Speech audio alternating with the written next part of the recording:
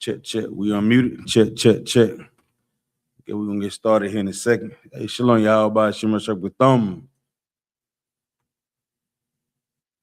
Margo, can you hear me? Okay. Shalom, y'all. Shalom. I see we live already. Let me see.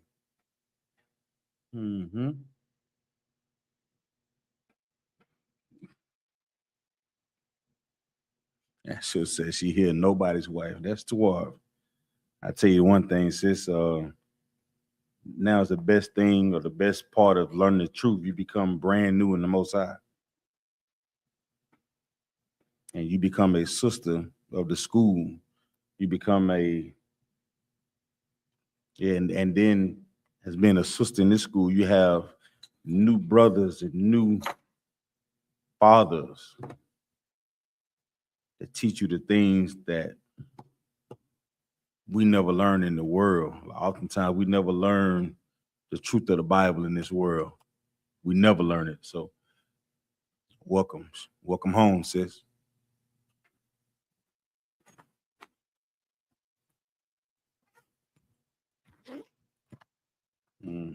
Hold tight. We're gonna get started in a minute. Let me make sure I got everything together. Like maybe we're gonna do about 10 after bunk, y'all. Y'all give me a couple minutes, then we're gonna get it started like 10 after. So go ahead and grab your notes and notebook or whatnot. Then we're gonna get started. Maybe like four more minutes. Give me about 4 more minutes. Let me get what I need real quick. You got one with this one, Melody?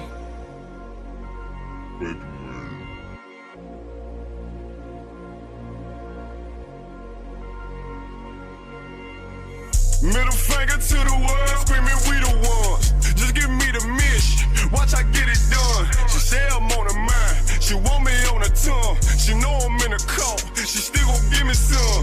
Yeah, I can take a loss, but I ain't taking none. They say it's real smoke, well I got plenty guns. I had to shake them off, who them hand ones. Ain't getting nothing up, nigga, watch I get it done. The truth hurt, I know it's hard to deal with. Bitch took all my emotions, I can't feel shit. You see them soldiers, they the ones I'm in the field with. I bought that black with a suppressor and a kill switch. Feel me burn, baby, burn, let's fuck the world up. I had to get it done, cause they ain't real enough. Red letter, fresh nigga, make this shit look easy. Told my mama I'ma die like this, please believe me. Real nigga tick, they hating, no sweat. If he up it, I'ma blow that bitch, please believe me. Fuck the clout, money talk, tell me what you saying. She said I'm ready, daddy told her put it in my hand. The other niggas hope, that's why we in demand. It ain't no cows, no excuses, they don't understand. Soldiers posted, I'm fully loaded. I said got many wives, she said I don't give a damn. Middle finger to the world, screaming we the ones.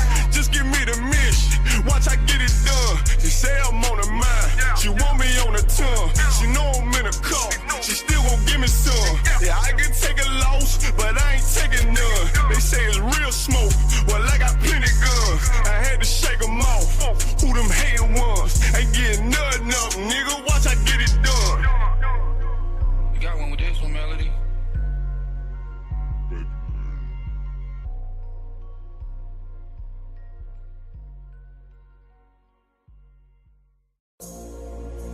You got one with this one, Melody?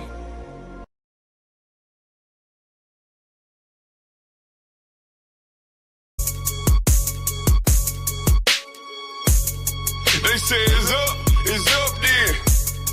And it ain't nothing to discuss then. Pillar talking with revenge, we like best friends. Just left Atlanta, now I'm in Bama on the West End. Blood on 125th, don't you know about that? I can't fall out with my niggas, where they do that at? In position for that power, I can't get it back. I got that on me now, we don't play like that. Look, don't do me no favor, send my paper to the bank. Can't stand a hoe, thirsty bitch, can't get shit to drink. Think that backbiting, this and shit is cool until it ain't. Red devil dog, can he get a crumb? No, it can't. Train killer boy, try to keep it humble, but don't tempt me. Know they do not like me, but they better keep it friendly. Ain't going out like Diddy, got a whole lot of soldiers, whole lot of guns, nigga. We ain't fitting in no bitch. really think we passed that.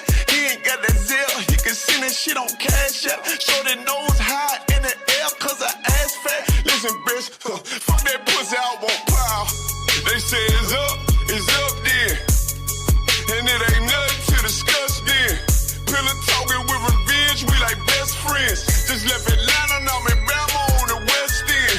Blood over 25th, don't you know about that? I can't fall out with my niggas, where they do that at? In position for that power, I can't get that back. I got that on me now, we don't play like that. If the nigga cross the line, he must want me to step a son. Burning hard, moving it on up like George Jefferson. You got the bag, yes indeed, got the whole recipe. Got the bitch begging please, coaches like the referee. Nigga think I'm tripping about that shit, now they out. Niggas couldn't keep it true around this bitch, and I'm a paw. Hold on, let me get the scoop on this nigga, think he flow. Hey, I'm lowering it down. Most High Christ, clap it up. Hey, the water up. Most High Christ. Shalom, Yahweh by Hashem, Yahweh Shabbat Thumb to the Aki and the brothers. Yahweh Shamar Thumb by Hashem, Yahweh Side to the sisters. I'm preaching officer of 5,000. Zion Yahweh coming out of Fayetteville, North Carolina. Representing the I.S.U.P.K under Commander Junior Hunter, having the Captain Nayathaq. Man, it's such a glorious day that we live in this day and age. And I think about how many brothers and sisters that are exposed to this truth, you understand? How many of us have access to knowing who you are? You take it back 10, 15 years, a lot of us would still be struggling with just understanding that Christ was a black man. That descended from the tribe of Judah, you understand? In 2026, with all the technologies that's in the earth, you have no excuse to be ignorant, you understand? Your ignorance is based on what you want to know. Our ignorance is based on just what you want to know. Instead of you Googling how to get a man with these dance moves, Google who is Christ. How do I change my life? Instead of you Googling how to become a high value man, how about you Google like who are the 12 tribes of the nation of Israel? Those are the things we have to change. We talk about our moral compass and changing our daily way of life, man, our daily way of living. I see the topic that they came up, that the brothers that I can come up with. What's that? What's the topic over there, Margo? What's the topic that you got on the flyer, brother? You don't mind? Okay. The topic is, how can the city of Durham escape death? Con. So Captain Nayathaq gonna be dropping something heavy on it. So we not only say the city of Durham, we got to say the city of Fayetteville, the city of Charlotte, you know what I'm saying, the city of Goldsboro, all the cities that are in North Carolina. Matter of fact, all the cities that our people are in. And the thing is, once everybody get this recipe, you can take this recipe and go throughout to any city, bunk, y'all. This recipe apply to every Black, Hispanic, Native Indian community across the world. You know what I'm saying? Across the four corners of the earth. You understand? And it's going to be a righteous thing that Kevin and I thought get into tonight. And when we talk about rebuilding the communities, what normally comes to mind when you talk about restructuring a community or whatnot? You gotta use that mic right up, Bunky. That one ain't working. Yeah. What comes to mind when you talk about restructuring a community? Slugger, sir, can you hear me in Durham, sir? Con, I can hear you loud and clear. The water. Come on, I was just testing the audio. Slugger. Say again. No, Slugger, so I was just making sure the audio was Tawab in Durham, sir. Slugger. Anybody want to take it? When you talk about restructuring a community or a city, what do you have to do? What would be the first thing you have to do? What are some of the key factors in restructuring a community, Baba Kashaw? Like the other one? Come on. One of them that comes to mind is getting new leadership, or at least choosing the leader. Let's say righteous leadership, okay? Okay.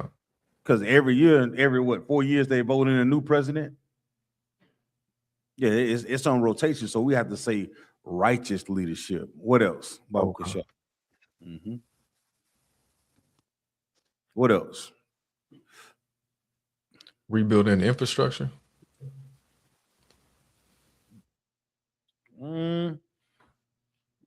Allah.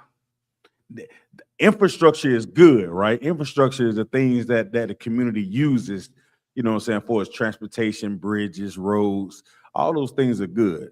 But I'm talking about when we talk about changing and saving of people, saving our community, what has to be when you talk about restructuring, what you said the first one, right? You said righteous leadership. What else? Come on, Buck, y'all. So like if I may, I mean, we would want to identify what are the issues that are affecting our community. What's holding us back from being able to progress and to be productive and to strive and grow. Con, I like that one. But strive and grow. But what is? Give me one word to kind of surmise all of it, Bob Shaw. Give me one word.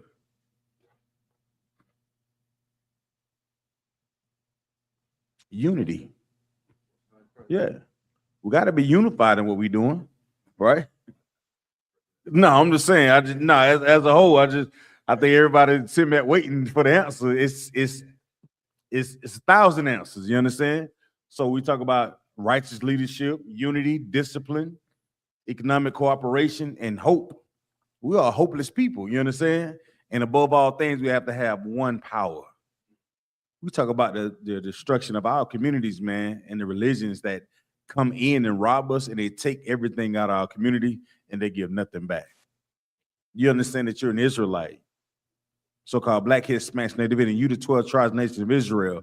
That's a particular way of life that you have to live.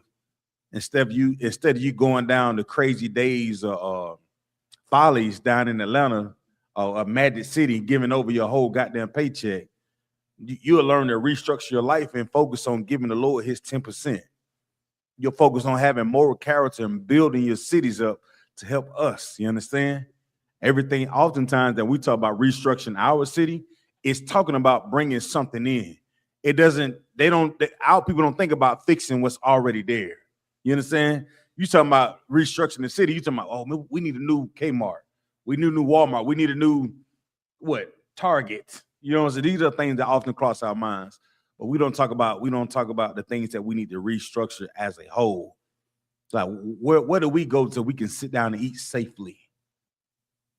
We seen the increase of sisters start going out to these nail salons.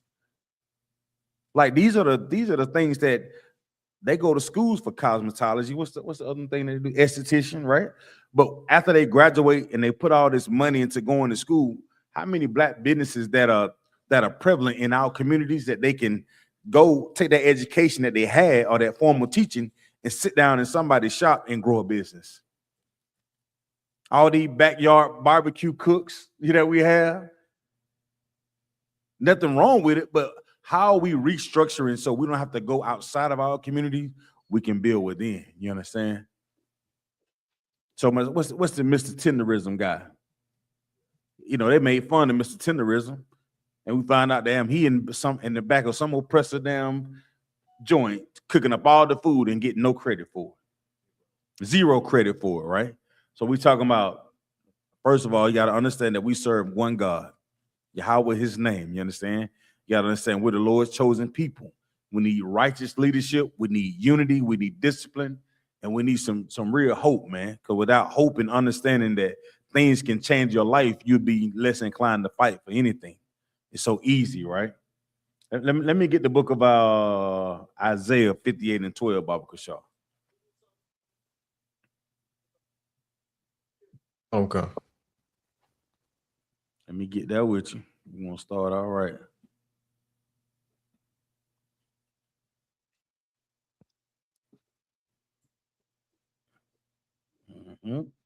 You got it? Okay. This is the book of Isaiah, chapter 58 and verse 12. And they, Salakia, and they that shall be of thee shall build the old waste places. This should be what? They should do what now? Build the old waste places. Go ahead. Khan. Thou shalt raise up the foundations of many generations. And thou shalt be Salaki, and thou shalt be called the repairer of the breach. the restorer of paths to dwell in. So what is this saying? So, Salaki, so this is saying that we'll rebuild the places that have been destroyed, for lack of word.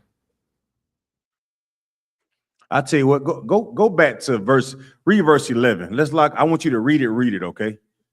Try to read it. Don't think about it, just read it. Let it flow. Okay. All right, come on.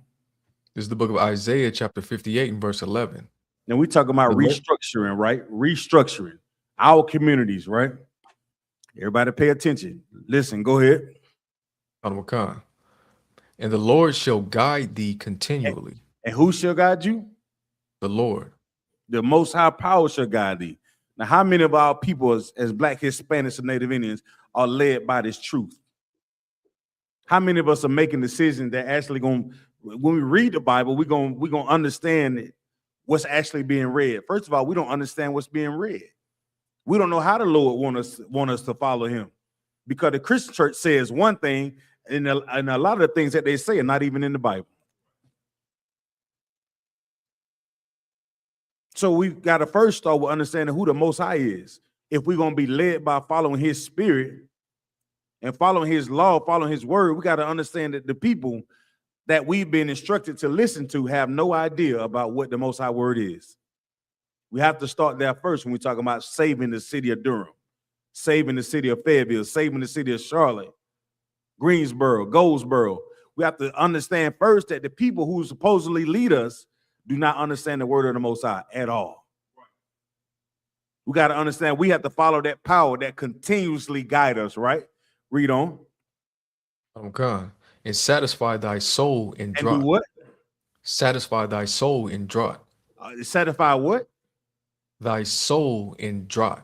So what is this saying? How do the Most High guiding us continually satisfy our soul even though we're in drought? What is a drought, Baba Kusha? What is a drought? Salaki, it's when a place is it has no water. It's very dry. What else? When things are missing, there's not enough of something, like during COVID when there was no toilet tissue inside the stores. Right. There was so the scripture says, and satisfy thy soul in drought. How would the Most High satisfy our soul in drought out? How? What is your soul? What is your soul? What is a soul? According to the Bible, what is this soul? Come on, Akin. What is the soul? Salaki, it's the portion that makes us who we are, that gives us our spirit, our personality. Spirit. Okay, I'll take spirit. I'll take spirit. Yes, spirit is the word I would take for soul. So when we talk about following the Most High, what type of spirit should you have? Let's do this. What is spirit then? Let's do that. You said soul, then you say spirit, but what is spirit? Let's do that. What is spirit? Like it's a vibe or like an energy.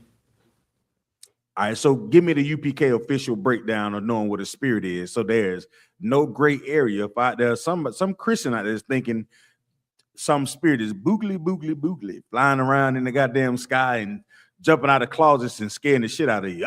You know, that's spirit. Some Christian church, somebody walking around and shouting and spitting all over the goddamn place and jumping over pews say that they got the spirit. So what would the spirit be if you know for his UPK, Baba Kashaw? But like, I don't know the official breakdown, that I could take a shot at the other one. Come on, let me see what you got. That's what we're in class for. Because check this out. The reason why I'm asking you, because it's not just you. I think about everything that we talk about in these classes. Think about this is for all our people. The places that we're in and the things you're learning, I was just like you are. I walked through the doors, and every day I came prepared. I was green as a blade of grass.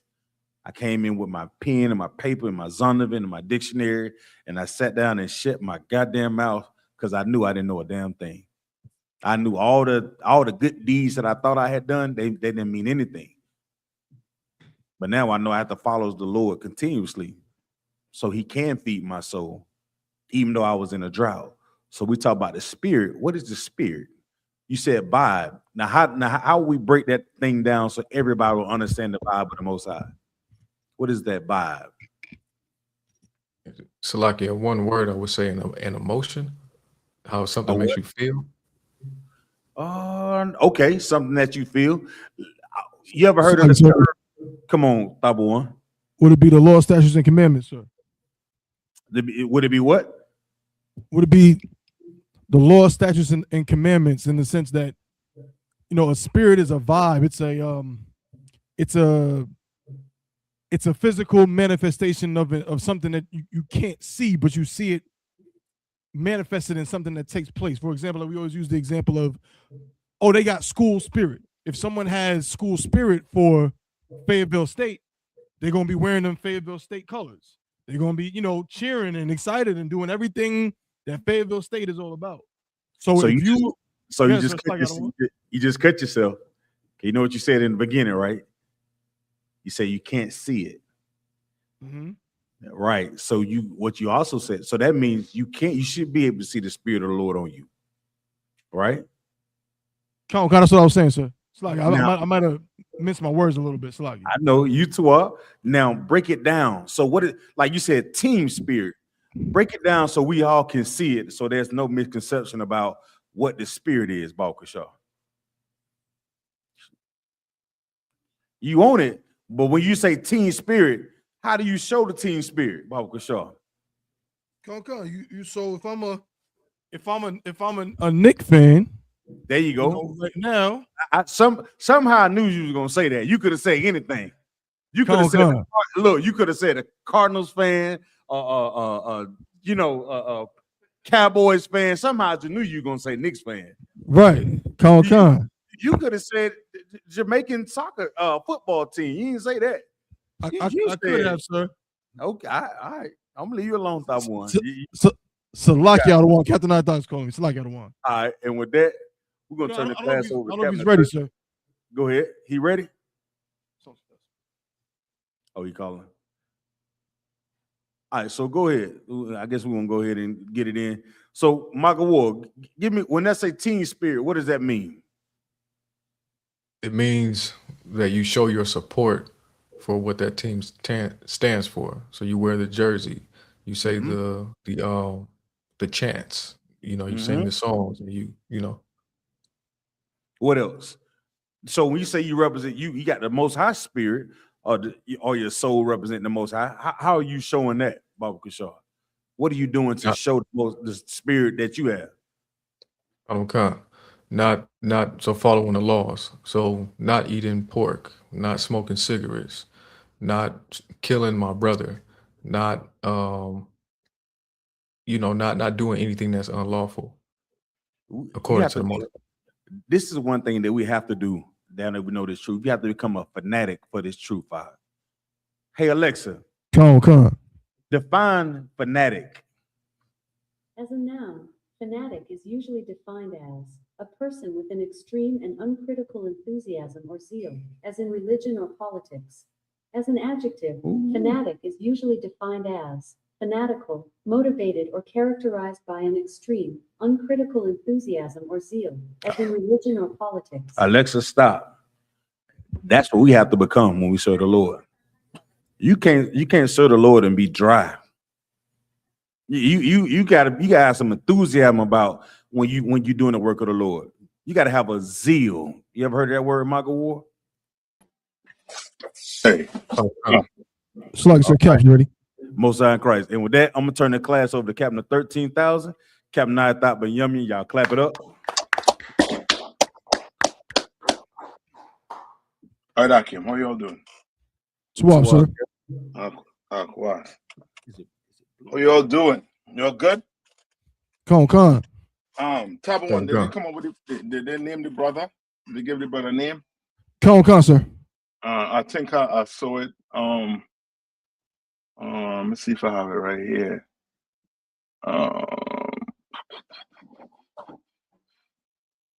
Hold on.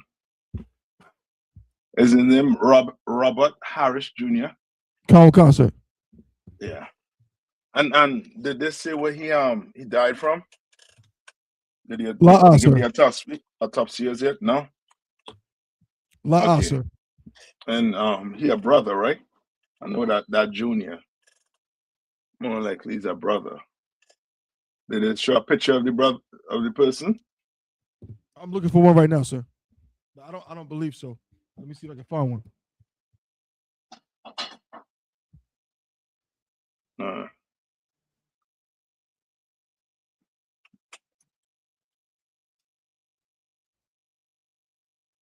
Okay. All right. So, what are we willing to do? The question is, what are we willing to do so that Blacks, Hispanics, and First Nation people don't continue to be unalive? You understand? In America or in this entire earth. What are we willing to do? First, give me Job 9 and 24. And the first step is this. We're going to have to recognize something. Right? And I'll liken it to the sports because people understand sport. Right? What did the Knicks have to recognize or understand to win the championship? What they had to recognize? Anybody? Online? Oh, Salaki, sir? Uh-huh. I mean, I'll just, take a educated guess. I mean, they had to recognize that they were capable of winning it all. Yes, but there's something you gotta recognize in sport. If you play sport, you gotta recognize something before you get on the field, before you get on that court. So like it, sir. Mm-hmm. That when it's two different teams that's going to be on the field, or two different teams, you know what I'm saying? That's So what mindset you're coming on the field or the court with? Oh, war, sir. Yeah, that's my enemy. Yeah, that's the enemy. Come. For the next, for football, right? Or what you all call soccer, for the next 90 minutes, you're my enemy. All right. And I'm going to have to do what? Do everything within myself to what? To try and win. You understand? Mm-hmm. I can't say I'm going to share this championship or I'm going to share this game, this spoil in this game. With the other team. And I'm playing to win. I'm what you call what? Even in the amateur game, you still play what? To win.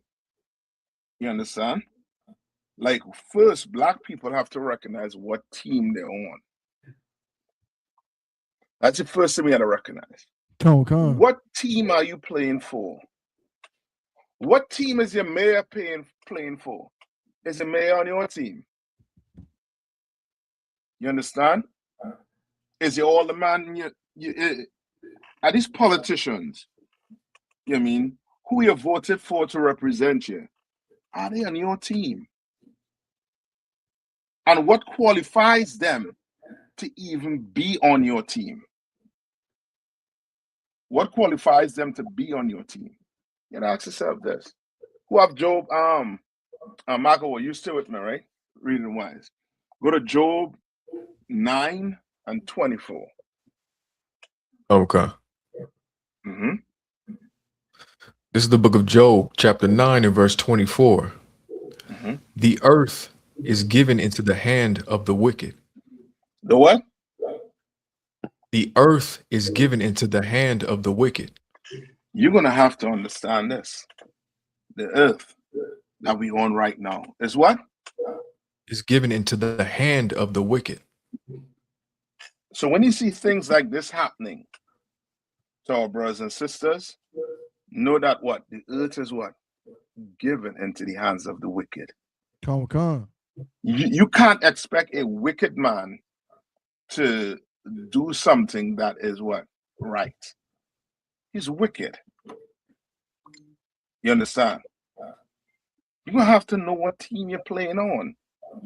You think the what's the guy named Yahanna, give me his name. The dude over the county jail. Hold on, let me pull up. Yahanna, give me Sheriff. What's his name? You know who I'm talking about? Come, I just seen it, sir. Shalaki. You talking Hold about Sheriff Burkhead? Yeah, Sheriff Burkhead. Who team he on? Who team he's on? Like, okay, now today you're gonna understand why white America do not want you looking into your history. They don't want you digging around. You snooping around your history. But once you start snooping around your history, you understand? You're gonna start to wake up and recognize, well, I was playing on the wrong team all along. Come. Some of us quick to recognize that what? The police, they're not on your team. And I hope you understand drug dealers are not on your team too. That's right. They're not on your team. The police working for white America and the drug dealer working for white America.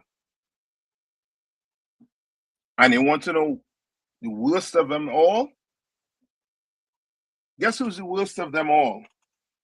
Let me see if you're all with me tonight. Like, this person is worse than a drug dealer. Shalaki, sir. Uh-huh. Come on. No, go ahead, sir. Shalaki. I was gonna say the Christian pastor, sir. Yeah, the Christian church. Why? Because the Christian church does not what? They don't think they're doing anything wrong. Don't think. Like, it's clear as day we could see that, I mean, drug dealers are the worst thing you could have in the community. Why? Because the drug dealers destroy your community while getting rich. Just like who? Christian pastor. Just like who? The Christian pastor. Just like who again? The Christian pastor. Mm-hmm. Your Christian pastor, there's another P with it too. Your politician. Come. Just like your mayor. You think your mayor working for you. All these programs they're having for you. You understand? When that has never worked for Black America, that has never worked for African Americans, that have never worked for Negroes in America or outside of America.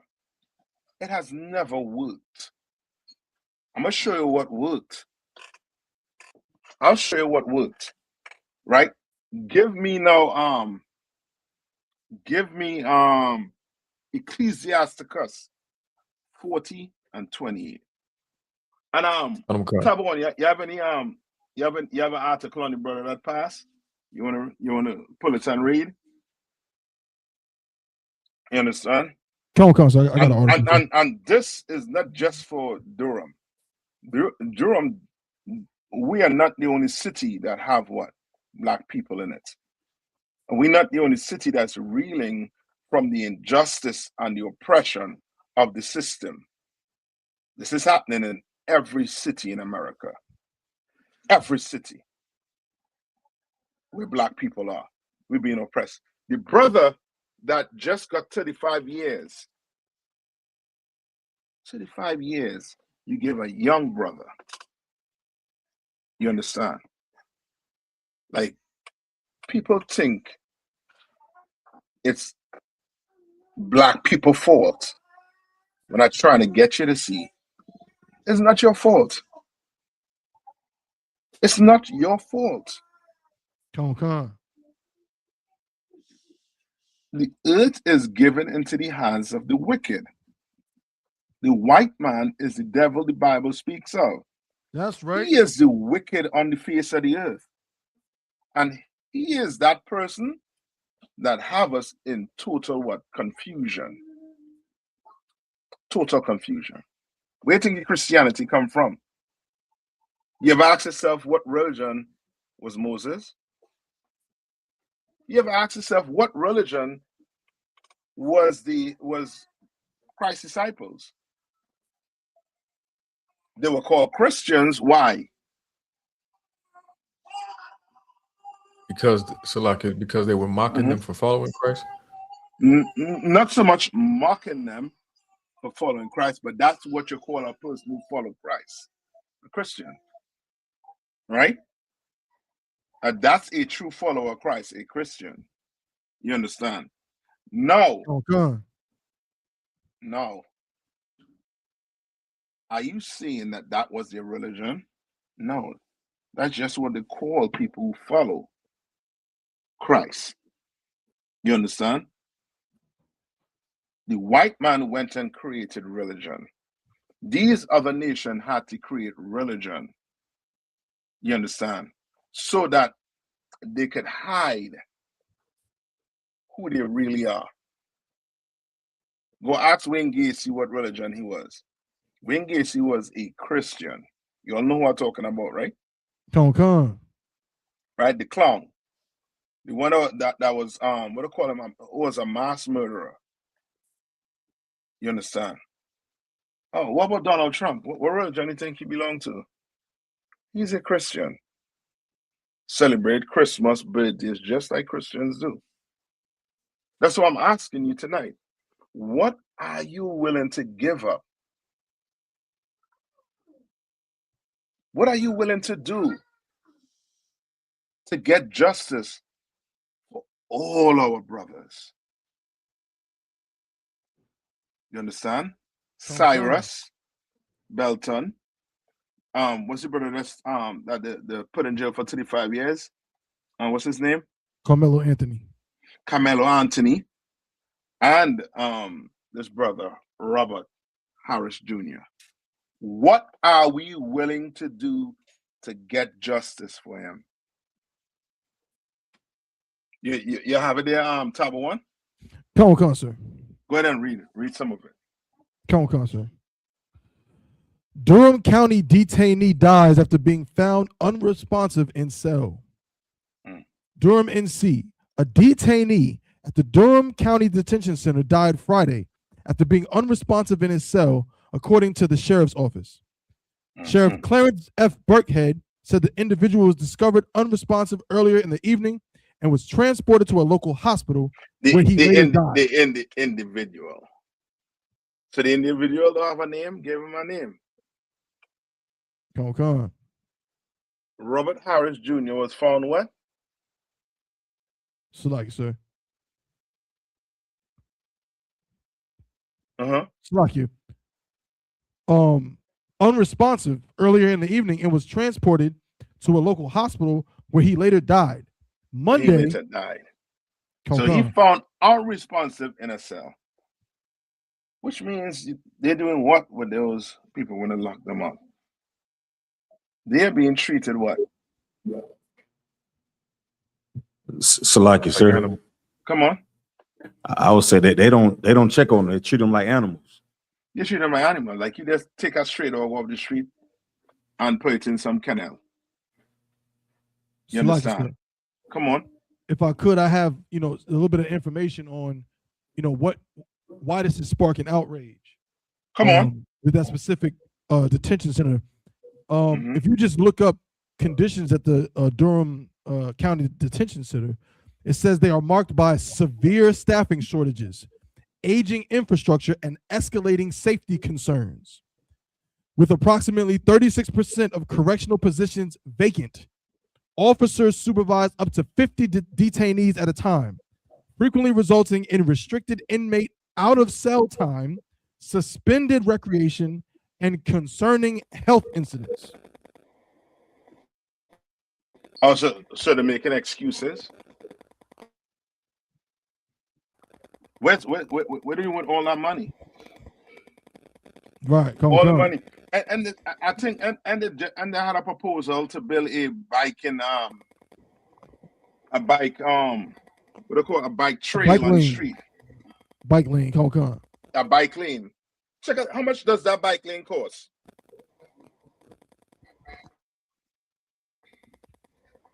And that's why we say the earth is given into the hands of the wicked. Come.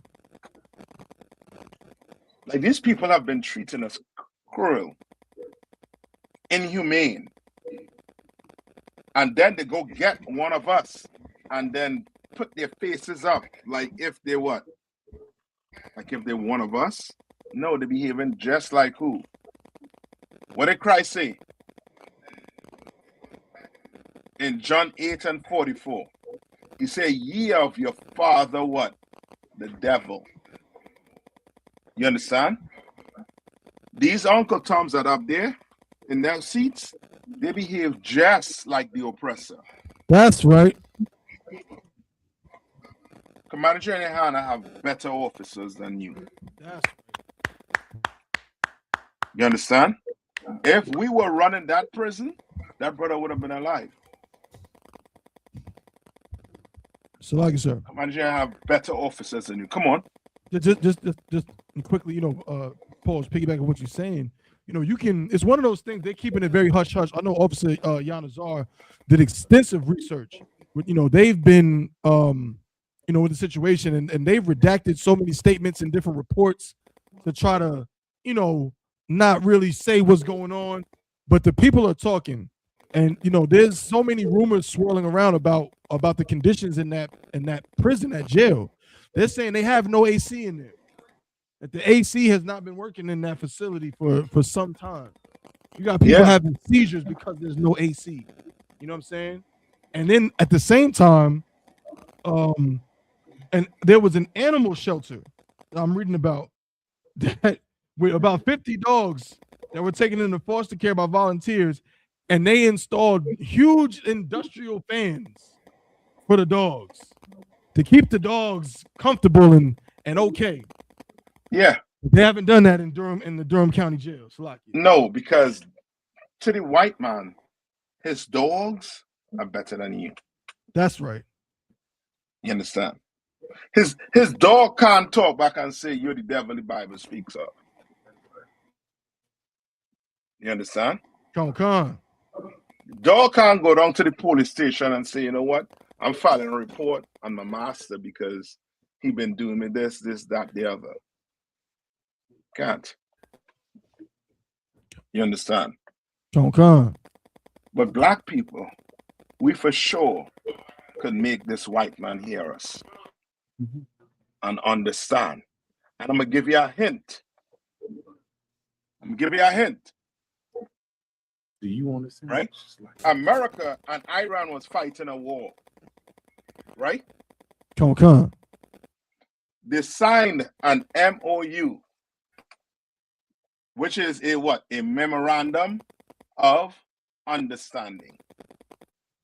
And they say what? They cease all what? Hostilities. Meaning Iran is not going to fire on America. America is not going to fire on Iran. Why? What stopped it? What stopped it? What do the heathens know that we don't know?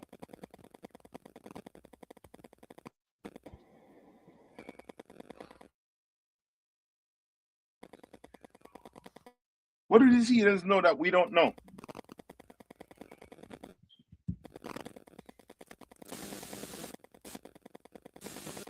Salakia. Come on. That it'll affect their money too much? My man, that's it. It's simple. The white man is a base creature. It ain't rocket science. You F with his money, and now you could bring him to the table, and now we could discuss The next move. What you want? Why you think China could be communist? You understand? And being in news with America, going back and forth with America, and still have Chinese people across here owning restaurants, running Chinatown. Why? Because they know. They understand the white man. They understand him real good. We don't. We don't understand him. Why? Because of our leaders. Come. Our leaders want his money over their people. So your mayor won't take money from the oppressor to do what? What will the mayor do when he takes money from the oppressor? What would he have to do?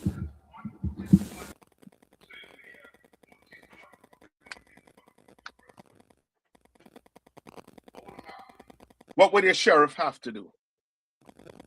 What will the police officer have to do when he get pays from the so-called oppressor? It's like, sir. Come on. I mean, he would have to, support his agendas. Yes, simple. You will support whoever is giving you what? Money. Wherever your money coming from. Mm-hmm. So your mayor, he's not getting money from where? Give me some of the names of the hoods in Durham. Just like, so you said McDougal Terrace. Cornwallis. Bragtown. He's not getting money from them. He is giving money to them. He's not getting money from them. Right. Come. So what agenda would he have to put in place to stop what? The crime? No. What is more important to him is legislating for them to have a what? How much your bike lane cost? I'll look it up, sir.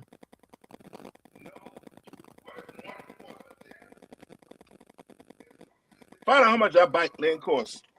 I'm looking it up right now, sir. Yeah, I know. Like it, sir. Come on. Bike lane costs can vary. Based on the complexity of the design, but ranging from $5,000 per mile for simply painted striping, up to $1 million per mile for permanent protected cycle tracks involving concrete work or new structural foundation. Salakia, Tabo one. Look up Raleigh or North Carolina. I forget which one. It's either Raleigh or Durham. One of them. It'll have the course. The 2026 Durham Bike and Walk Lane. Mm-hmm. Slovakia. I see it. I'm looking for the cost. But let's say this. They are more interested in a bike lane. For who? Slovakia, if I could, sir. Come on. Okay, so I found the funding. Uh-huh.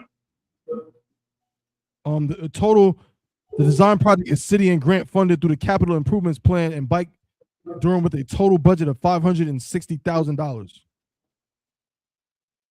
So you telling me that can go towards the trying to hire more people to take care of this prison or this jail, this detention center? Sir, because I think if I could, sir. Mm-hmm. I believe where you're going with it is because the bike lane is going to attract some nice Caucasian young engineers, lawyers, and so on. Because that's like the race right now. Everyone's gentrifying to make their city look more appealing to these type of folks. Yes. So because they know that these people bring in money, they bring in Starbucks, Panera Bread, and so on. So that's who they're trying to appeal to. They don't care about niggas in the jail cell dying, slacking for my language, or people in the projects living in squalor. They don't care about that. They don't. So what should we do? Should we go there and protest? No justice, no peace? How long we been doing that no justice, no peace march? Good night. Right? Now, that ain't work. We should go get guns. That'll work. I know we think short term. All right? We can't take short term. We go get guns. Where we getting the bullets from?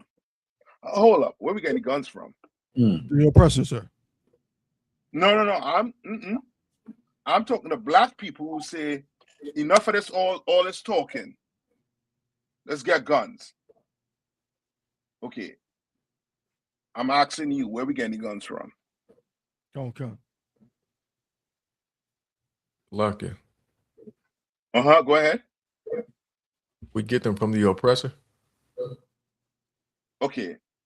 You are answering the question. I'm being sarcastic. And the reason why I'm being sarcastic is black people don't own no gun factory. Right. That's right. You think it's by coincidence that we don't own a gun factory? You think it's by coincidence we don't own a big company making what? Rockets and ammo? You think it's by, how many of you think it's by coincidence? It ain't by coincidence, it's by design. Right. It's by design. You understand? It's by design. Just like it's by design that the Crips and the Blood fight and kill each other. It's by design. What are we unaliving each other for? What are we unaliving? When you really boil it down, what are we unaliving each other for? For power? Well, the oppressor, he have all the power. We could fight for this block. You could kill my cousin for this block. And I could come and ride back and unalive your cousin. But guess who owned the corner still? With the white man. That's right. We don't own no corners. You fighting for, you know what it is? It's like fighting for a needle in a haystack. Who gonna win? Who gonna find it? By the time we find it, we might as well throw the towel in. Ain't nobody gonna be alive. And black people think it's by design. It's not by design, but it is by design. Why one is red, one is blue? Look at the colors of the flag of America. Sit down and ask yourself.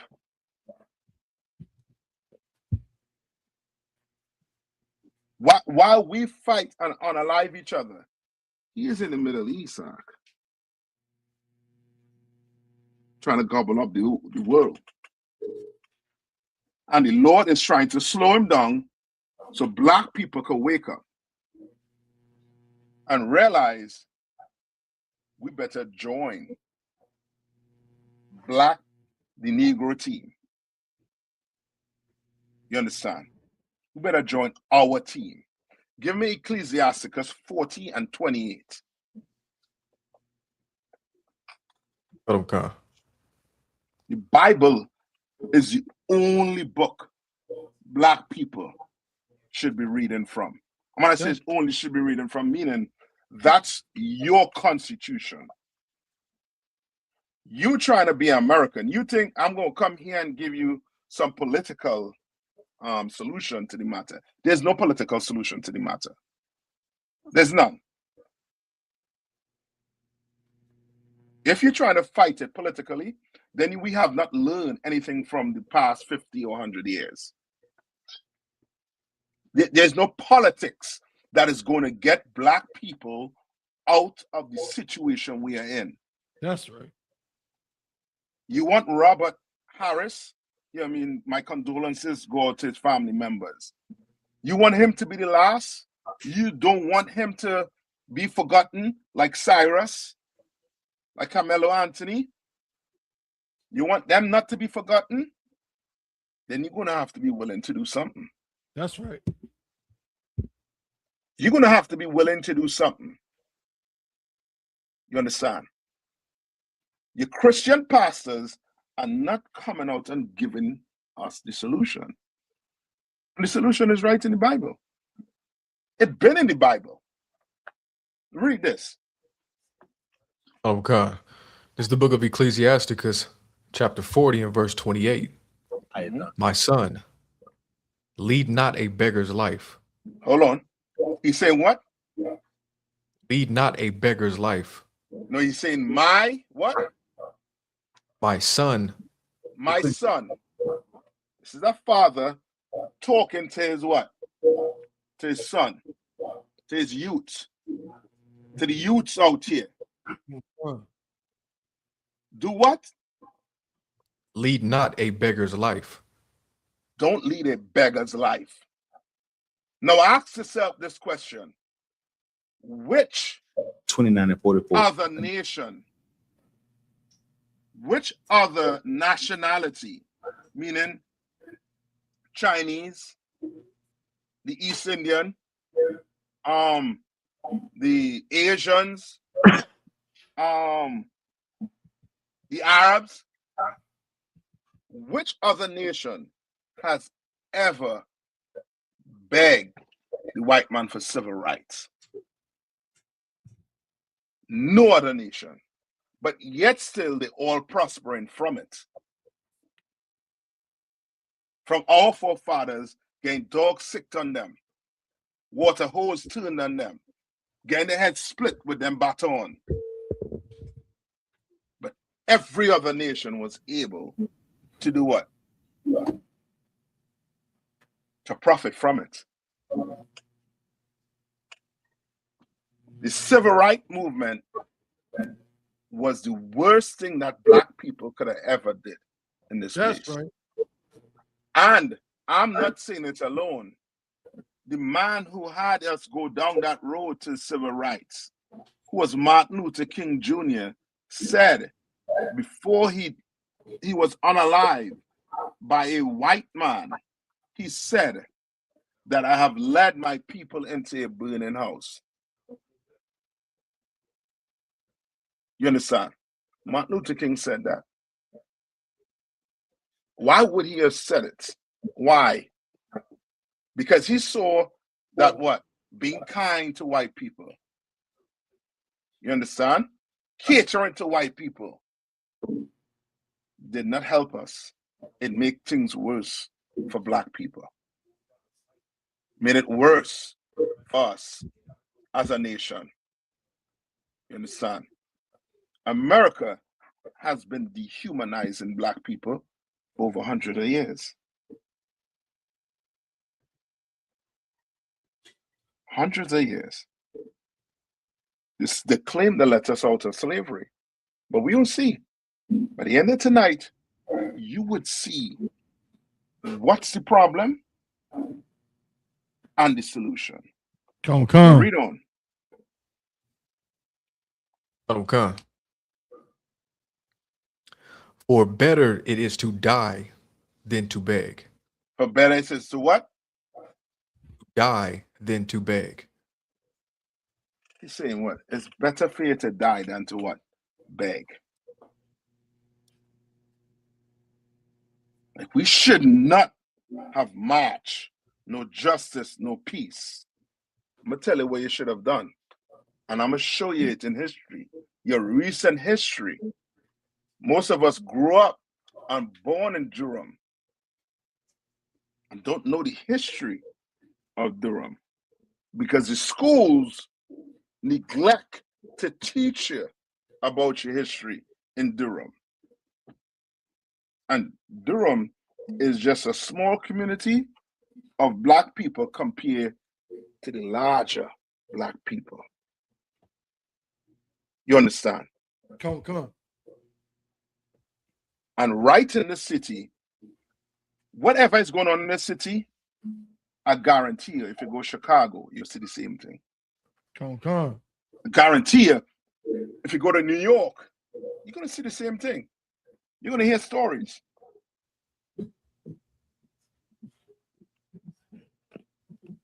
Read on. Verse 29. The life of him that dependeth on another man's table is not to be counted for a life. You want to know why the oppressor look at us the way he looks at us? Because we're begging him for civil rights. That's right. We're begging him to see that we are human beings. When fuck him. That's You right. understand? Damn. To hell with him. You understand? Shouldn't have to beg him for him to see we humans. And then when you're at camp, you hear people saying what? He bleed just like us. I know. But I don't read about his people laying out dead in some jail cell because of neglect. I don't read about his people going to prison for self-defense. I don't read about that.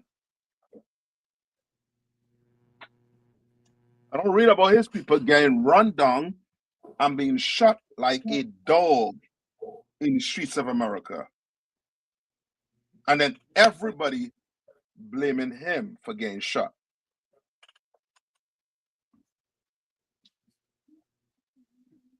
You understand? Read on. Come on. So like I said, just real quick, I seen a comment someone made. What you just said is brought that to mind. Like and I think it was a brother who said this concerning the brother that died in the prison. Mm-hmm. He says something to the effect of, "Yeah, see, this is why you don't go to jail. If you just stay out of jail, you don't got to worry about, horrible conditions and no AC." And it's like, of course, we know, our brothers, we don't commit crimes, and we go by the law, statutes, and commandments, and we follow the laws of the land. But there's a complete disregard of our humanity. Yeah. At every turn, it's like we're not even worth, just the decency of. We don't even know what this brother's crime was. Yeah. You know what I'm saying? I'm not sure. I think I might have read it might have been something about robbery, maybe. I don't think it was murder or anything. But it's like there's a lack of humanity when it comes to how people view us. Like, yeah, you innocent until proven guilty, and he was waiting for his time to go get his day in court. Come. You understand? And that same person that asked or made that statement, I would ask him, what about Philando Castillo? Come. What did he do wrong? Come, sir. And then you'll hear, well, that's something that, no, it's the same thing. The brother in jail, he died in a place where you said he's not supposed to be, you're not supposed to go to. And then the brother who was in the car with his woman, a minor traffic stop, going to get what the officer asked for, was shot. So I believe it. Philando Castillo? Yeah. Salaki, sir. Uh-huh. We can talk about Trayvon Martin, Tamir Rice. You can say Emmett Till. Yeah. Emmett Till, the woman that caused him to die before she died, she confessed it. Like black men or black women who make statements like that, their eyes are not open. And they don't understand that this earth is run by wicked people. That's right. Like we still giving the white man the benefit of the doubt after 400 years. And that's 1 minute. That's where you have to blame the pastors and the leaders. Go ahead. I was gonna say, when you're making statements like that, it's just another excuse for you to love the oppressor. Yeah, that's exactly it. That's exactly it. That's like us when we was in Egypt and Moses went up the mountain and was speaking with the Lord up there. And the people were thinking about what? Going back to Pharaoh. Going back to Egypt. You understand? Tab one. Or Zion. Zion, look this up for me. Come on, okay. Look up what did George Washington and his men have to sacrifice to get America. Look up that for me.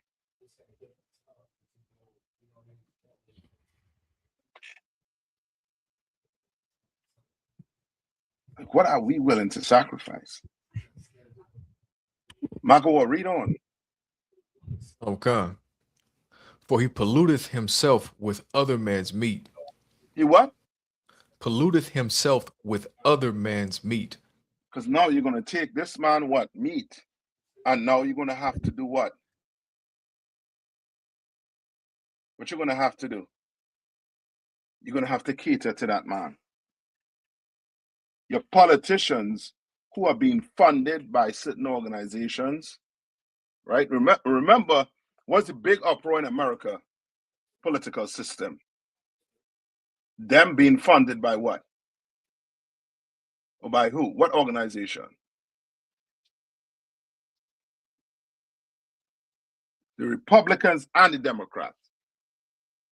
Who are they being funded by?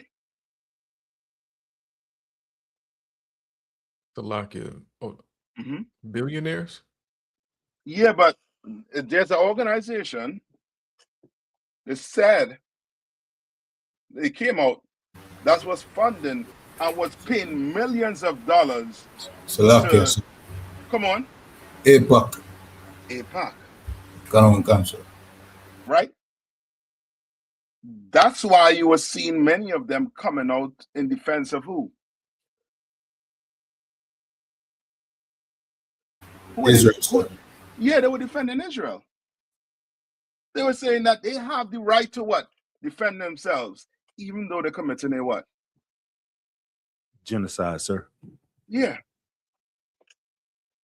Even though they were committing a genocide, they have the right to defend themselves. That's what the politicians were coming out and saying. Why? Because they were being funded, you understand, by AIPAC.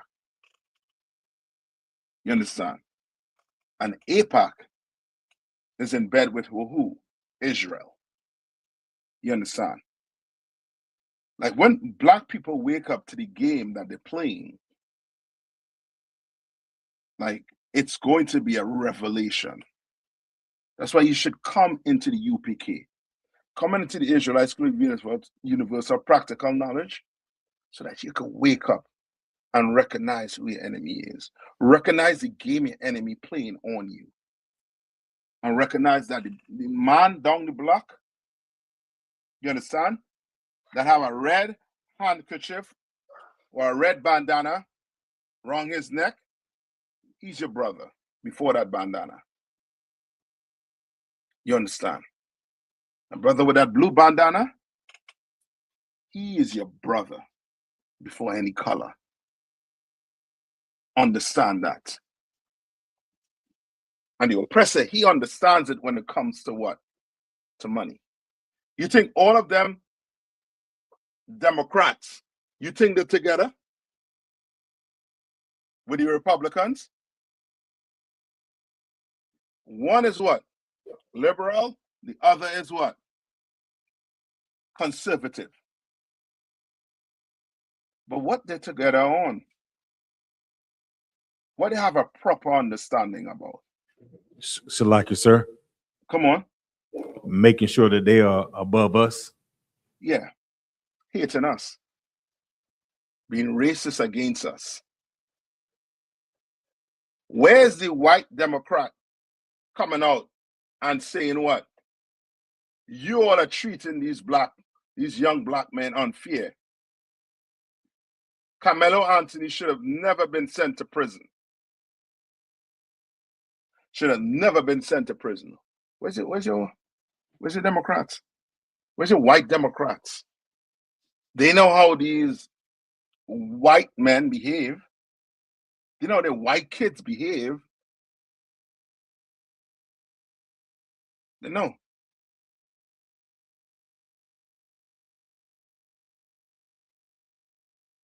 Right. I have a good question. What can gang members do starting today?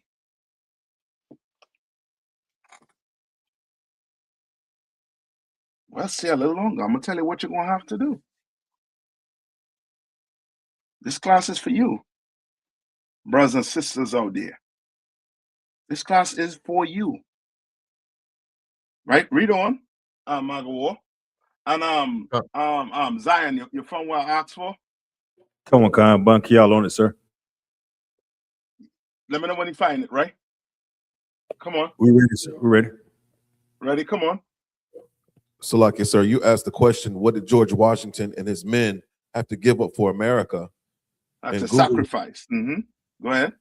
It says, George Washington and his men gave up their personal comforts, financial livelihoods, health, and absolute power to secure American independence. They endured years of starvation, disease, and mutinous conditions while Washington himself refused absolute military dictatorship and voluntarily surrendered supreme power twice to ensure a democratic republic. You understand that? Like, they had to sacrifice something. What are we going to sacrifice? So that our brothers don't lay dying in some prison. So that our brothers don't get run down by some Asian and be all alive like some dog in the street. What are we willing to do? What are we willing to do?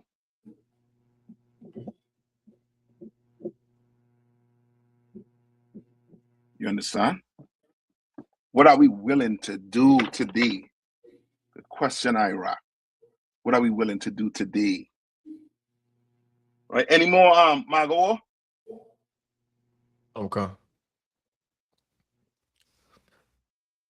But a wise man, well nurtured, will beware thereof.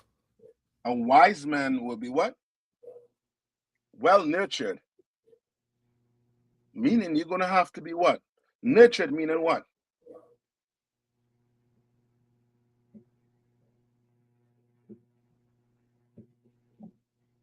Meaning what?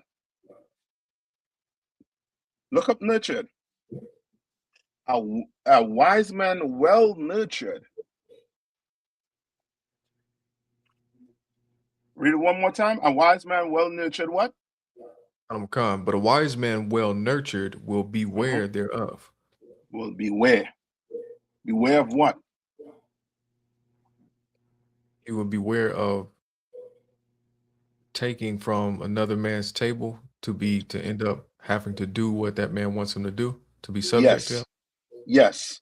He'll beware of who he begs. You understand? Because in our law, we provide for what? Poor people. You understand? So a poor man don't have to go sell his soul to some other nation just to what? Eat. You understand? What we're going to have to do today, Akim? What did some of you all did? Because people see us and think what? We just what? We just roll off, we bed and fall into the Israelite school with some practical knowledge. No, most of us was drug dealers. You understand? Drug addicts. But we had to do something. What did we have to do? Some of us was in gangs before. What did we have to do?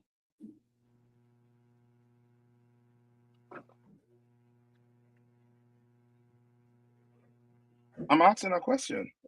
Salaki, sir. Come on. We had to give it all up, sir. We had to walk away from it. We had to do what? Yes, we had to change. We had to become somebody brand new. We had to forgive what that brother did us in the world. we have to forgive him. You understand? You're having a hard time forgiving him, you bring it to the Israelite School of Universal Practical Knowledge. Bring your problems here. Bring your issues in here. There's one thing that distinct us from all these other Christian groups is what? In here, your problems get solved. I don't care what it is. In here, you have an ought with a brother. Oh, that get sought after. That get dealt with. And nobody has to what? Nobody what? Salakia, sir. Uh-huh. Nobody have to be unalive. Yeah, nobody dies. Nobody dies in here. We live in here. We like guns and we love women. And we club, we love partying. Like people be getting twisted and thinking, oh, these are some Christians. No, we read the Bible, but we ain't Christians. That's right. We ain't the Christian you talking about. We ain't part of Eddie Long, Creflo, or T.D. Jakes. We not them. We have to give something up to come in here. All right. Top of one, I also send you something your WhatsApp too. Some things that Yanaza put together to what Yanaza. All right. And you can go through it and read some of the, some of the important things that we need. Because brother, telling you, let me see. Hold on. Marco will go to Romans 12 and 2. Okay. Right, you want to know what you have to do? I'm gonna tell you what you have to do today. Starting today. Like, come on. This is the book of Romans, chapter 12 and verse 2. Mm-hmm. And be not conformed to this world. Be what? Be not conformed to this world. If you're in a gang, you are conformed to this world. You're conformed to this world. America, military, just a big gang. How you know? What they did to Venezuela, what they did to Libya. But they are on a large scale, made it look like a what? Like they were going there for what? Because they have the media behind them. They can lie. They can make up stuff. But you, being in the corner, you don't have the media behind you. So they'll label you as a what? A gang. Just so that they could do what? They will label you a gang just to do what to you? To lock you. Come on. So that they can lock you up? Yeah, put you in jail when they commit a crime. And now, what's that? What they try to hold young thug with? So like your Rico? Rico. How we could get away from all this Rico? How we could get away from all this gang activity? What we have to do today? Read. We have to do what? Read. But be ye transformed by the renewing of your mind. No, read it from the top. This is the book of Romans, chapter 12 and verse 2. And be not conformed to this world. We can't conform to this world. We cannot. We cannot. You can't tell me you're a big entrepreneur and you're a drug dealer. Right. You're destroying your community. You understand? You're doing it. You're destroying the community. You understand? Okay. And that's one thing we don't think about. We don't think about one day when your oppressor, because the day is coming when your oppressor will no longer be able to have his foot on our neck. and we'll be able to govern ourselves. You think you'll still be selling drugs to your people? Wow. Oh, okay. Most of us know that drug dealing is the worst thing that happen to the community. Worse. How can you be a drug dealer and you want justice for Robert Harris? How can you be a drug addict and want justice for Harris? How can you be part of the LGBT community and want justice for Harris? How that's going to go? You recognize we have been depending on the white man to give us justice, and that has not worked. So maybe we have to talk to a higher power to give us justice.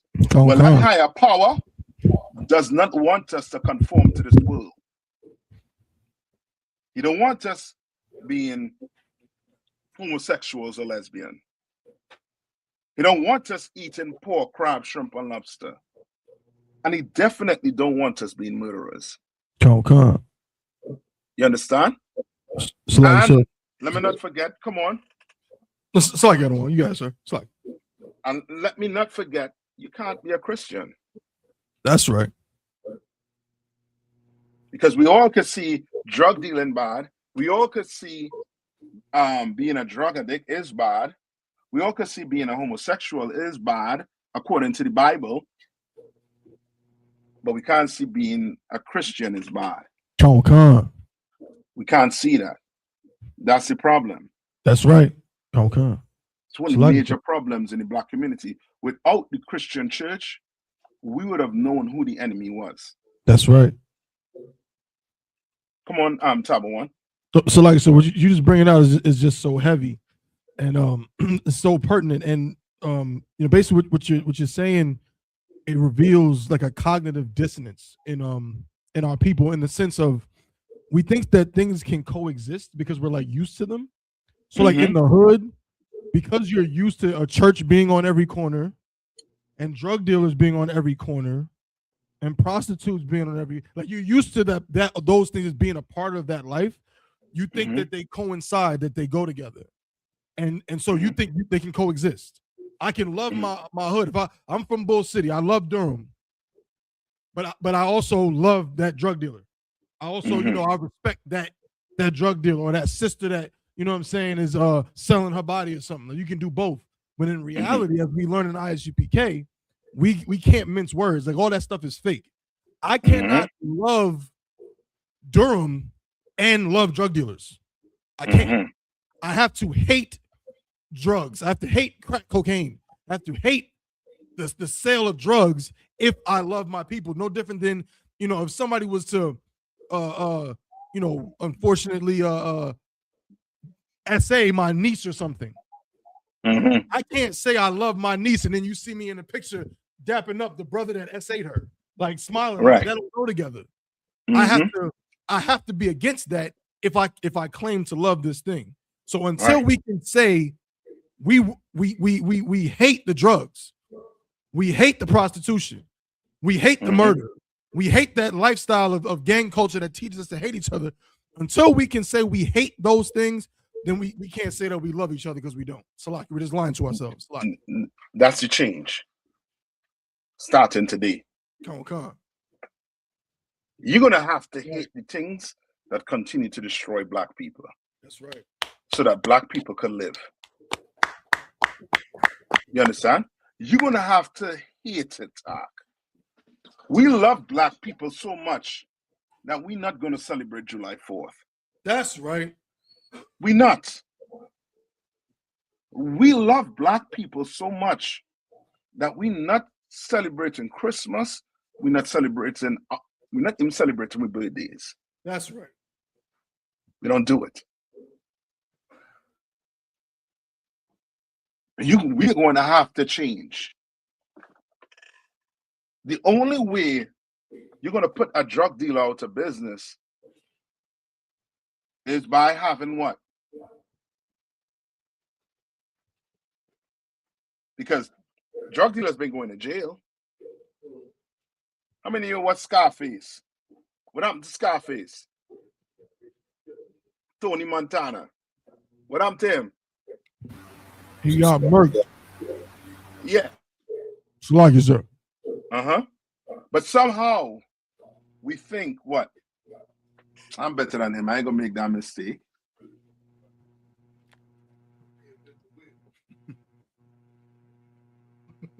Oh God. That's why we say the white man is the devil, the Bible speaks of. Because you've been deceived into thinking you ain't gonna be making a mistake.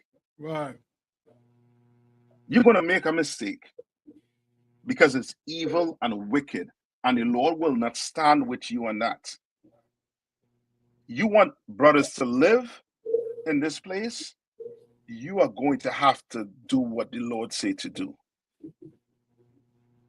You want a strip club to close down, you want sisters to not be strippers, then you can't go to a strip club. I hate a strip club. I would not go inside a strip club. That's right. Ever again. Ever. Because I love my sisters. That's right. And I know that's a brother-daughter that's on the stage. Right. And she's on that stage like that because somebody violated her as a child. No woman in the right mind is going to expose themselves like that. When I say in the right mind, meaning no woman that has not been violated will be on that stage like that.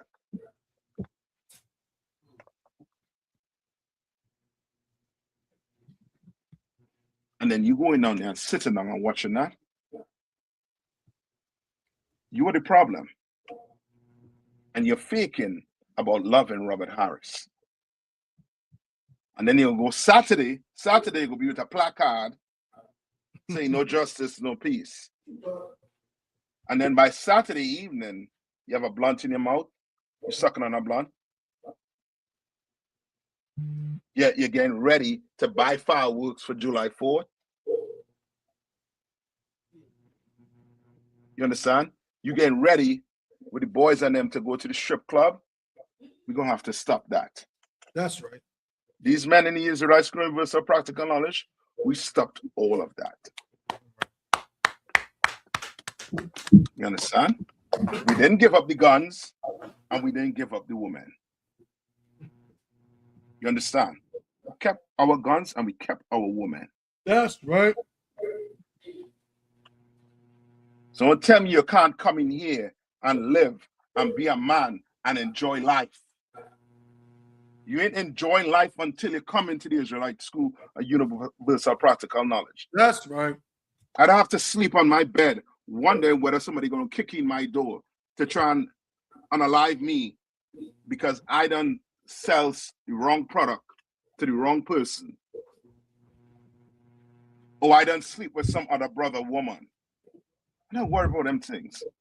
I live, go to the club, drink, have a good time. You understand? Go to the range, pop a few shots. You understand? Stay ready. So don't tell me you can't come in here and live and survive. You're going to come in here and you're going to see what it takes to love Black people. You're going to see what it takes. You're going to meet brothers and sisters who are going to look at you and say, what? You don't love us? Without even understanding what they say. Well, I hope tonight they understand this, if you're watching this. The Israelite School of Universal Practical Knowledge, under Commander General YAHANNA, we love Black people more than you love Black people. That's right. Because we were willing to give up things for Black people. How many of you Black women out there came into the KK sisters came into the truth and heard you had to give up birthdays. And it was like, what? Birthdays? And you gave it up. Because you love black people. You brothers came in here and learned you can't sell drugs. You can't smoke drugs. You can't do crack. You can't do cocaine. And how many of you give it up?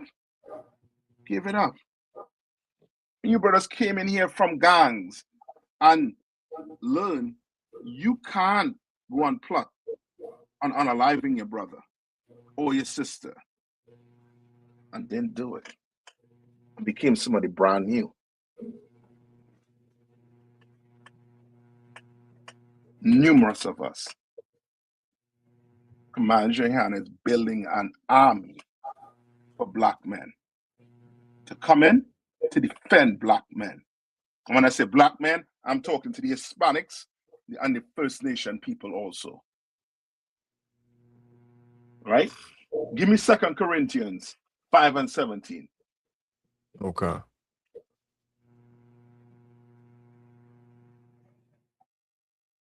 It's like the other one you said, 2 Corinthians 5:7. 5:17. Cut on, Khan. Right? This is the book of 2 Corinthians chapter 5 and verse 17. Mm-hmm. Therefore, if any man be in Christ, he is a new creature. He is a what? A new creature. You got to become somebody brand new. You have to. There's no getting around it. You're going to have to come in here and become somebody brand new. Or else your conscience, because you have a conscience, black man, it will always affect you in here. So that's why you're going to have to come in here and become somebody brand new. You're going to have to be like that man who never sold drugs before. You're going to have to be like that man who never unalived somebody before. You're going to have to be like that woman who never got on a pole before. You're going to have to be like that. You're going to have to be like a man that was never in a gang. Colors don't make no difference to you. You wear blue, red, you wear any color you want because you became somebody brand new. You understand? And now you go out and teach young men to be like what? Christ, a new creature. Read on. Khan. Old things are passed away. Mm-hmm. Behold, all things are become new. All things passed away. Whatever you did in the past, forget about it. Come in here and become somebody brand new. Become Magawar, Tabawan, Kiyadwan, Akashka, Ithan, Zion. Become somebody brand new. That's right. Don't come. Become it. Because not just your life depend on it. Your brother and your sister lives depend on it. You know what it is? If Carmelo Anthony parents had come looking for us, or Cyrus, or what's his name? The brother who's George Zimmerman unalive. Trayvon Martin. And knew about us and came looking for us, it should have been a different day, Ark. It would have been different. And let me show you something too. How many of you remember about Black Wall Street in Durham? We're brothers and sisters from Durham. You remember Black Durham? That Black Wall Street in Durham? Tell me what happened to Black Wall Street in Durham? So like you did a lecture a while back. In a nutshell, it was just systematically destroyed by way of policies that designated the area as urban blight, thus giving the government license to destroy civic buildings and things of that nature. And then, of course, a freeway was built right through it that divided the community and just essentially, watered down or just disintegrated it. So Yeah. they did a bunch of things between the 50s and the early 70s to just decimate it. Salaki. So before that happened, what was Black Wall Street to us? If I could, Salakia. sir. Yeah, man. Come on. It was heaven. It was now unto heaven. Now unto heaven. Which means what works? What is Black Wall Street all over America? What did that show us? What works? Slug, sir. Come on. Segregation. My man. Segregation works. It works, Ak. Segregation, separation. It worked for Black people. That's right. If the community that Cyrus was in was segregated, that Asian would have never been there to honor life of our brother. And what kills me is Black people will come and say, well, we unalive each other and we don't cry out. So does that give a right for these other heathens to come in and unalive our people? Because we unalive each other? So when you having a family dispute, that means somebody else from the outside could come in and unalive your family member? And you feel fine with that? No. That does not give the oppressor, the white man, the right to come and unalive our people. That doesn't give the right to these Asians to come and unalive our young men. You understand? We have problems that if the oppressor left us alone, we will fix overnight. You want to know how to fix it? The first step is to come into the Israelite School and with some practical knowledge. That's right. Come to class. Don't be afraid. Don't be afraid. Come to class. I know you're wielding this 9 and you have all the power in the world. Feel like you have all the power in the world. Brother, ain't no power could attest to us on that mic calling the white man the devil. That's right. We're more powerful than that 9mm you're carrying. That's right. We're more powerful than that 45. That AR-15 you're carrying. Calling the white man the devil the Bible speaks of is more powerful than that. Separating from the white man, segregating from the white man is more powerful than that AR. Pointing at your brother. It's more powerful. I ain't telling you to put your guns down or to give your guns up. Keep your guns. Make sure you're legit. Keep your guns. You understand? If you have to defend your life, defend your life. I'm gonna tell you to be like no damn Christians and saying, give your guns up. I'm a fool to tell you give your guns up. And whoever tell you give your gun up, he trying to get you killed. Right. He trying to get your family harm. Keep your guns, make sure it's legal. Come. You understand? Make sure. Come on. Oh, there was another question in the chat, sir. Come on. Come. Oh, I'm sorry, Rock posed this question. What's the difference between the I.S.U.P.K. and other Black organizations such as the Black Panthers or the Nation of Islam? Good question. What's the difference between the I.S.U.P.K. and these other Black organizations? I'll tell you one difference. What's one difference? Salaki, sir. You know you hear I.S.U.P.K. speaking. Come on. I would say we really love our people. You gotta give me a little more. So like, Give me a little more. Come on. so like we have the laws and we follow the laws, statutes, and commandments of the Lord. Yeah, but they could say what? I follow the laws too. Salakia, sir. Come on. We actually have brotherhood in the nation of Israel. Them unalive each other. You know what I mean? Them kill Malcolm X. You know what I mean? Okay. You gotta give me a little more. What separates us from them? Salakia, the one Come on. that they follow a white man and we have a black man as our leader. Yeah. You're getting to it. You're getting there. So like Right you said, there. Come on. we all agree. We love each other. Okay, what you're saying is right. I can't, you know what I mean? I can't say no, but you gotta give me a little more because I understand what you're saying.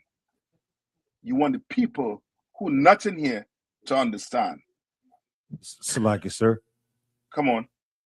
We're not Christians. That is, of course, correct. We're not Christians. Like, for example, right? I'm gonna give you an example. That Serge Bourget picture, right? What do we do with it at camp? Salakia, we step on it. We step on it and we what? We throw it down to the ground. Now, go in the organization and throw that Serge Bourget on the ground and tell them step on it. What do you think will happen? They won't do it. I never seen the Nation of Islam slam no picture of Jesus on the ground. So-called Jesus on the ground, Serge Bourget. I think they might say they don't want to disrespect the Christians. Ain't no problem. Well, we're going to do it. One of the other things that separates us that you can clearly see is what? We call the white man the what? Devil. The devil the Bible speaks of. That's right. Go ask them, these organizations, when they stand up to give the long speech, written speech.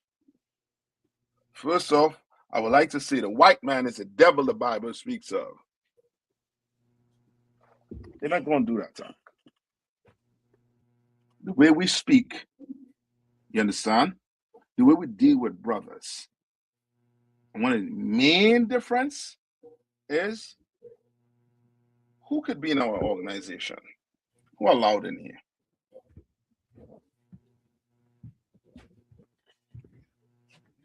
Who's allowed in our organization? It's like you say, Israelites only part of the 12 tribes. Blacks, Latinos, they bring any. Blacks, Hispanics, and First Nation people. They're allowed in here. They are brothers. You can't stop them from coming in here. But in these other black organizations, who could come in? Who could come into the organization? Everybody. Anybody.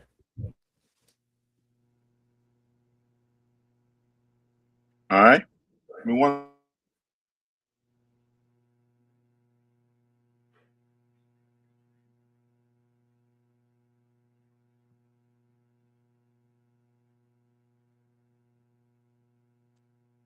Yeah. You understand?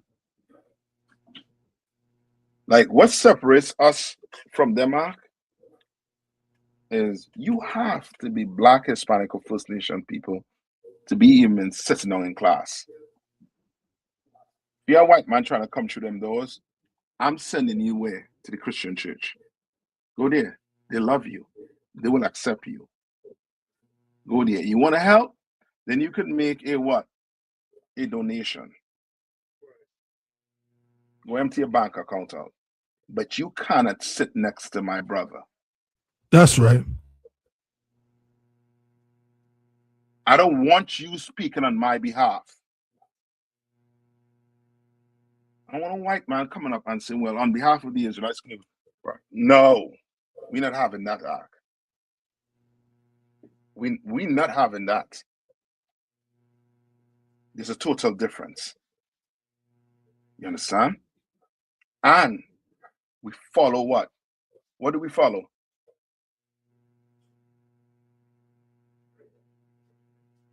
What do we follow? Salakia, sir, the Bible. We follow the Bible.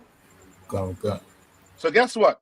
We don't eat pork because according to the Bible, you cannot eat pork, crab, shrimp, and what? Lobster. Now, in these other black organizations, I ain't too sure they're following that. According to our Bible, a man could have how many wives?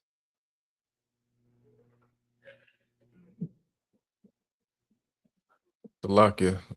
Uh-huh. As many as will not deter him from doing the work of the Most High. So in other words, as many as he wants. If he wants 3 pairs of shoes, he could have it. If he wants 3 women, he could what? He could have it. Salakia, sir. Come on. So just like you know, we got another question in the room, so just letting you know. Mm-hmm. Right? We could. Like there's so many things that differ us, and so many things you all said also too. We are just different from these or other organizations now. We don't accept white people. That's one of them. We don't accept any other nation. We do not. You understand? As far as we know, they all been what? Profiting off of our captivity, off of our oppression. We don't want them around us. You understand? And soon they will not be in our community. That's right. They will not. Because more and more brothers come in. Guess what? The less and less we're going to start what? Buying Chinese food. You understand? We're going to start looking for sisters to do their nails. Right? Right, Kowal? You know what I mean? Sisters want a nail done? That's right. All a sister to get that nail done. Drive what? 20 miles to the nearest, you know what I mean, black store to get your nails done. If you need it done so bad. You understand? Like we are going to go there because segregation works. You understand? You segregate, now your money is what? Within your community. I'm gonna read, if I get a chance to read some of it, I'm gonna read some of it for you all. Somebody else gonna say something? No, I think Taba one. No, she declined, sir. She had a question before you brought up multiple wives, sir. Oh, come on. Nah, she gone now once you said that, sir. Oh man. See what I'm saying? We gonna have to just, you know what I mean? There gotta be a change.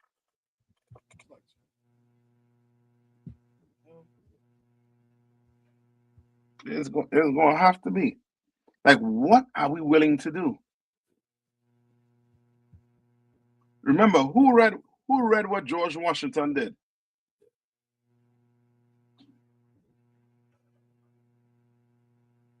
Who read it? I think Bankel, you read it, right?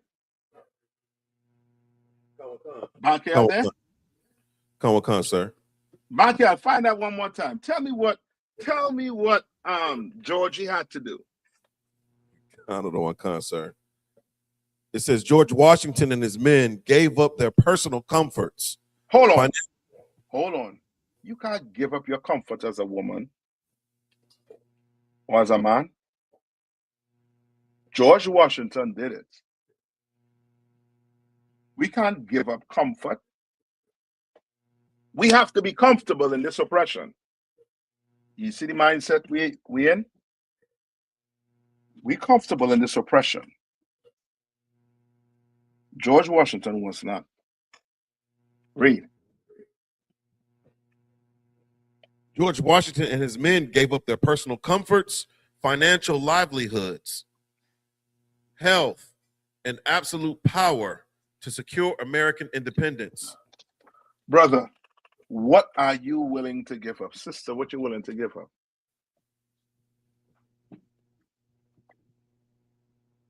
What you willing to give up? I have to give up my family. What you willing to give up?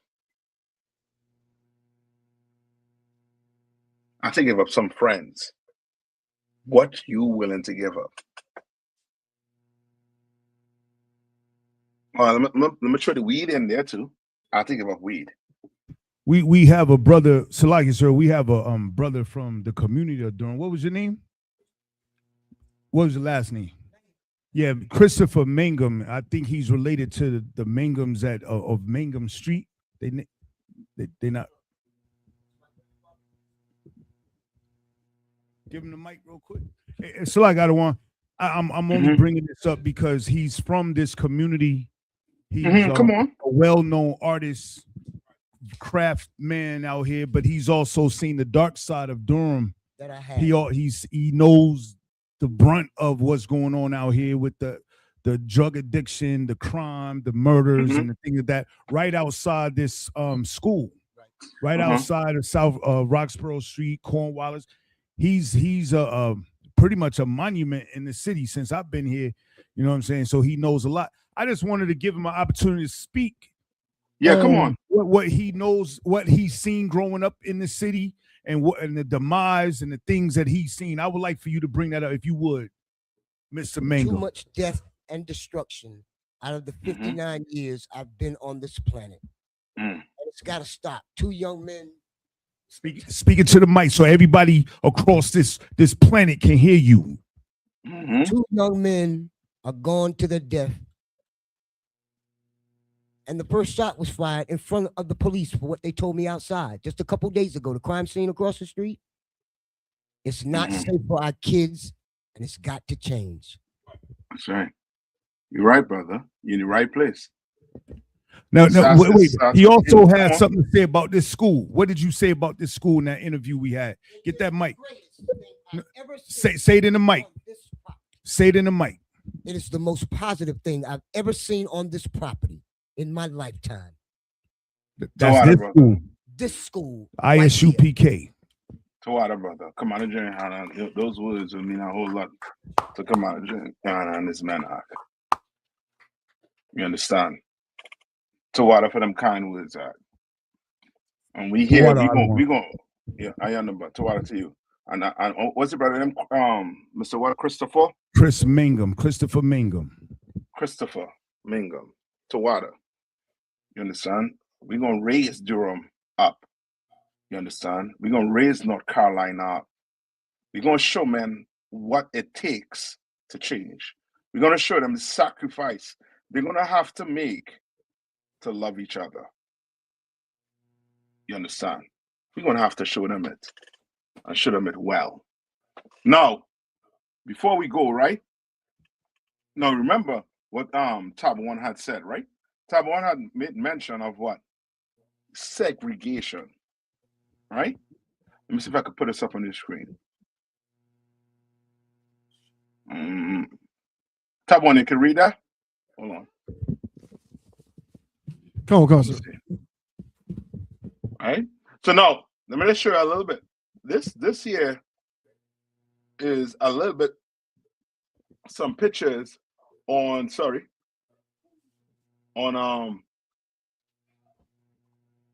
Black Wall Street, what Durham used to look like back in the days. All right, some pictures. Now read some of this here. Come on. After slavery and during Jim Crow segregation, Black people in Durham were largely shut out of white-owned banks, insurance companies, and many business opportunities. So when we were shut out, what does that mean? What that meant we had to do? That meant we would have to do what? So, like I said, come on, we create our own.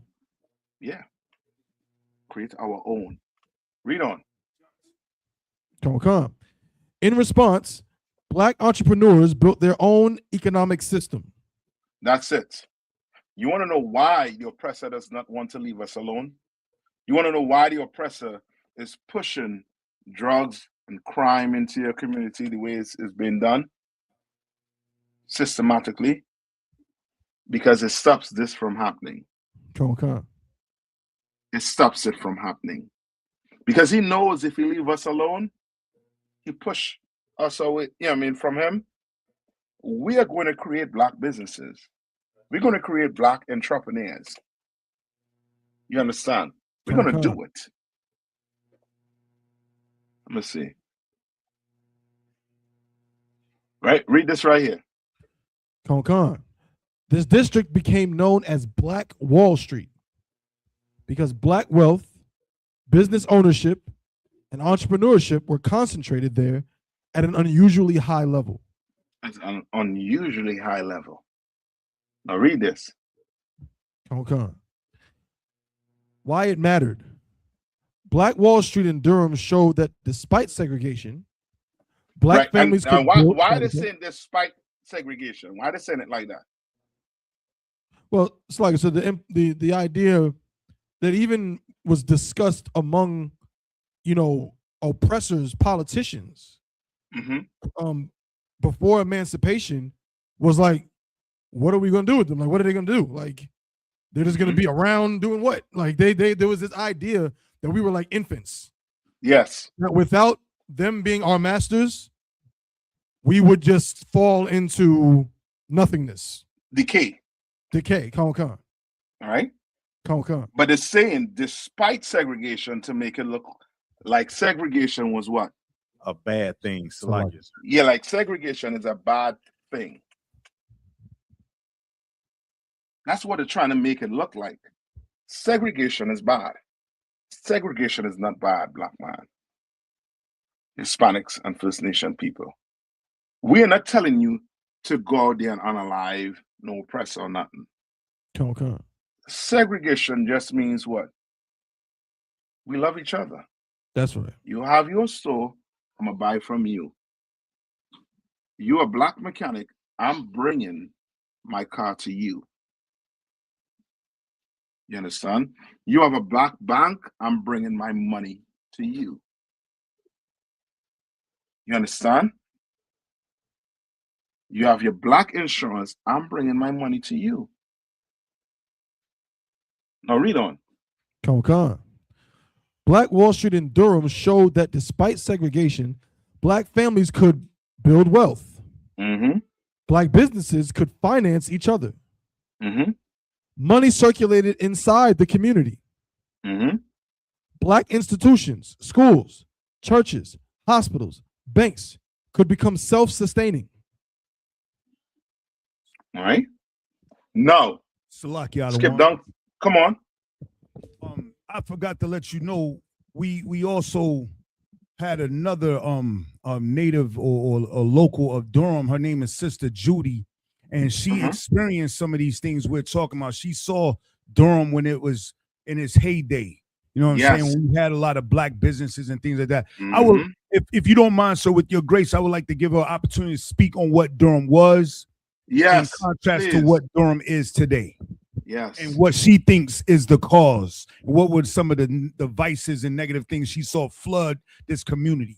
Sister Judy's about to speak. Go ahead. Go ahead, sis. Well, I'm 56, so I've seen a lot of development in this area. We didn't have concrete, no streets, no street lights, nothing. We used to get our fruit and everything. It's very fruitful around here. We farm. My dad had a farm. And so, but they wasn't able to take our land down here. It was this that they started from Hayti until here. Cornwallis is still the only project you notice they're not trying to knock down. They're just trying to squish them all in there. That's why all shooting. You understand? It's a bunch of mess because nobody goes to the council meeting. Nobody speaks up about it.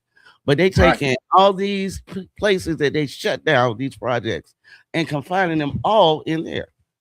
And then keep saying they're building other buildings, affordable housing, sending out notes that they're going to able to move them in, and nobody's nowhere. You understand me? And they're sending them here.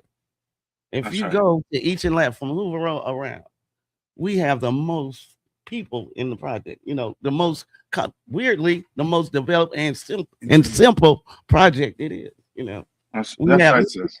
We still have events out there. You know, reunions and everything.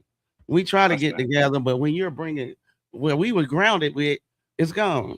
We're older now. We are messing with the grandkids that we didn't get to know from the elders from project. You know. Yeah. You know, Mr. Hood didn't have any kids, so he still is who we got to communicate with, you know. Right. And he's a blessing. He taught us a lot out here. I'm blessed here, you know. Yeah. I wish y'all would go down and march through it, you know. We got to get hard with him. But like I say, hey, Todd, my dad built a lot with it. He had a company, it was taken away just to satisfy the economy down here, you know. But, you know, we were still strong because of the fact. You notice they didn't make it raggedy for us down here. Durham is nice. You understand me? It was just allowed. I'm sorry, it allowed a lot of mess to satisfy them to go on. And sis, who took that company away from your dad, your granddad? Actually, speak to me. It was Mayo. It was a man named Mayo. My dad's last name is Burton. They have a lot of, you know. Oh man, was it what was it a so-called white man that took it? Actually it was, you know. And so my dad was from Rougemont, and he had educated himself, you know. So that's it. But he accomplished it and made his own business, but he built a lot here, you know, in Durham. So I know a lot, you know. I knew about the highways that was coming in before my dad passed. Right. Dad did a lot. For this community, period. And Tawada for bringing that out too. So now, you know what I mean, get us a hand. You know what I mean, for being brave and you know what I mean, bringing that out for sure. You understand? Like we need, you know what I mean, brothers and sisters to come in and hear this. Like we not like a Christian church, we're just gonna tell people to sing and dance. We're not that. We're gonna tell people the problem, who is the problem, and give them the solution to the problem. You understand? So now let's read a little bit more of this. What happened to it? And you'll see how it tied back into some of the things the sister was saying. Come on. What happened to it? Unlike the more famous Black Wall Street in Tulsa, Greenwood, Durham was not destroyed by a massacre. Instead, it declined over time because of economic and government changes, especially one, urban renewal. You hear what it's saying? It's the white man is the devil the Bible speaks of. That's right. He is wording it as if he didn't strong arm people. He didn't put people in situations where they have to do what? Where they have to sell. Like, could Black people resist that highway coming through their business? Could we resist that highway coming through our business? Could we have resisted urban renewal? No. We could have resisted, but it would have been a lot of dead of us. Oh, a lot of us would have been thrown in where? In prison. Read on. Salaki, sir. Come on. And when you talk about urban renewal, it often comes time, you know, our leaders sell us out when they come to that. They push to us like it's a remedy for whatever issues that we have in our community, and they sell us out to the politicians, to the, you know, because they don't understand the game that's being played on our people. So like, yes, because now you're gonna have brothers and sisters who would say right now they're raising their property tax right almost every year, and by the time they get to a certain age, they don't have a home to pass down to their young ones. Right. The oppressor is going to take that property from them. You understand? Like, they know what they've been doing to our youths, but I can't make excuses in a way where we can't, because of poverty, now turn on each other. We can't do that. We can't do it. Now read on. Come on. Urban renewal. government redevelopment projects and highway construction, especially NC Highway 147, cut through the nearby Haiti Black community. So they cut through and they leave a building standing for you to remember. So now all you do now, you go take tours on certain places or certain buildings. And Black people ain't being taught that the oppressor did this on purpose to destroy your building, to destroy Black Wall Street. Read on. Con. This displaced thousands of Black residents and destroyed many homes and businesses. 2. Number 2. What are you saying? Integration. Desegregation. Read on. This is complex. It's complex. It's not freaking complex. Con. It ain't complex. Integration destroyed the Black community. That's right. It destroyed the Black community. And then put us in projects and ghettos to live amongst each other. And then did what? Take away all your Black businesses from you.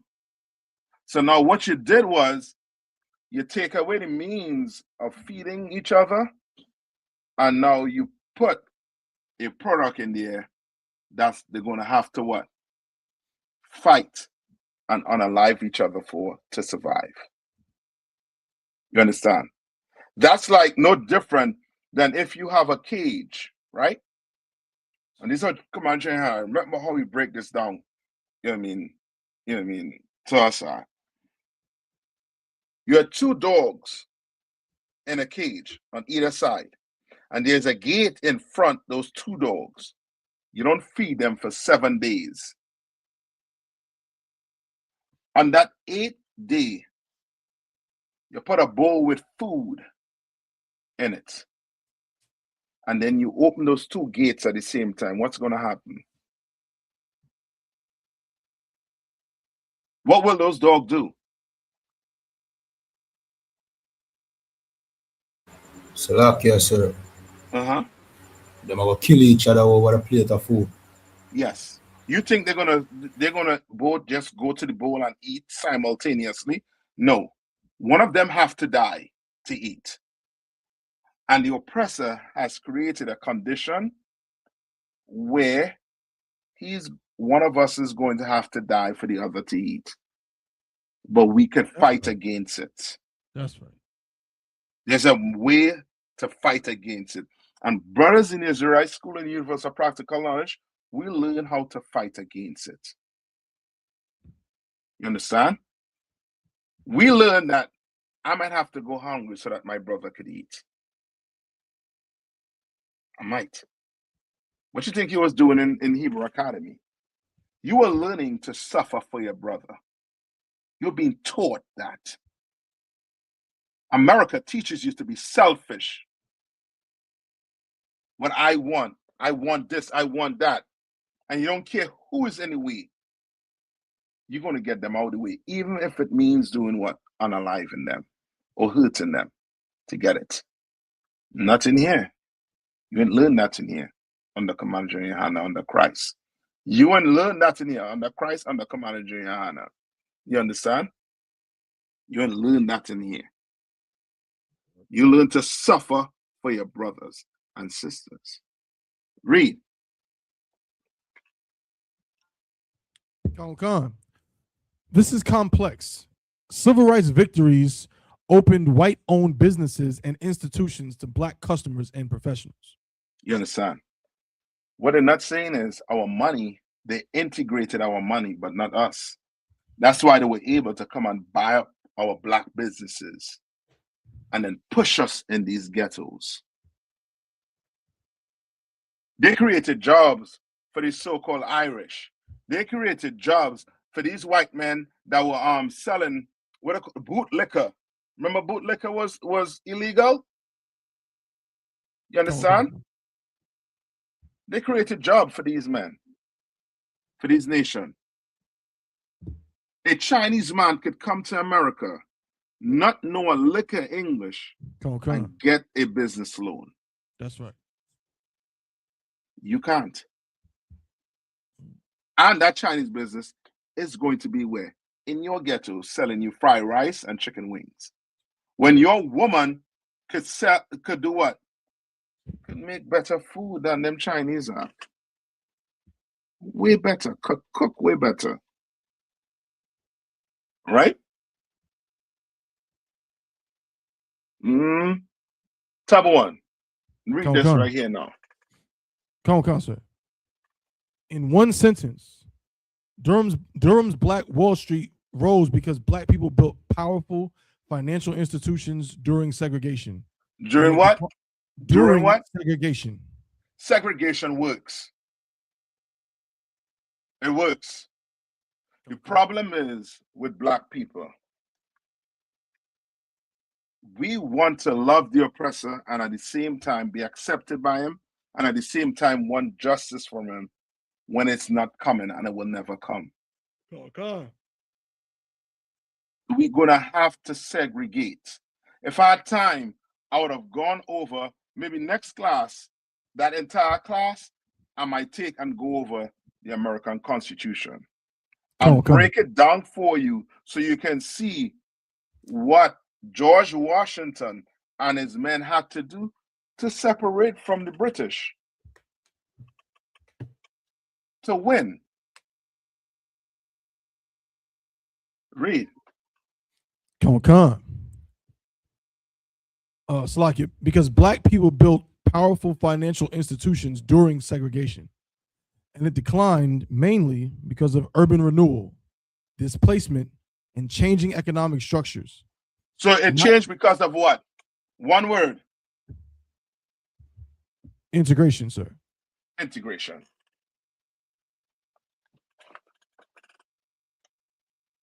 You understand? It changed because of integration. Read on.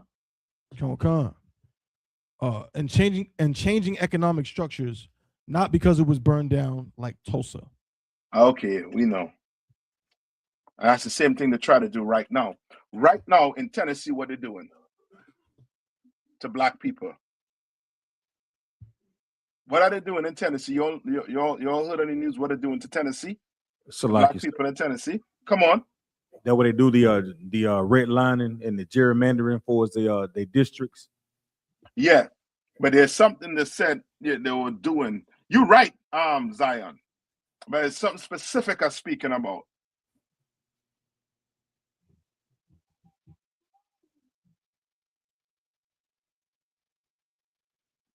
You got me. They tell you you need an ID card, and you need to be proficient in what? In English. What the hell is that? I thought we post racism. Come on. So, like I said, there was some questions from the community. There was a sister named Dee Dee. She has a 14-year-old that is heavily influenced by her neighborhood, her community in Cornwallis. And she doesn't have any knowledge about, being an Israelite or anything like that. She just wants to know what can she do. She wants to save her son's life. You know what I'm saying? At this point, she doesn't have the knowledge. She doesn't have the scriptures or anything like that. All she has is when she opens up her door, the culture that's prevalent in Cornwallis projects. We can also say McDougal, Rochelle, Manor, so forth and so on. And the Christian church too. Absolutely, sir.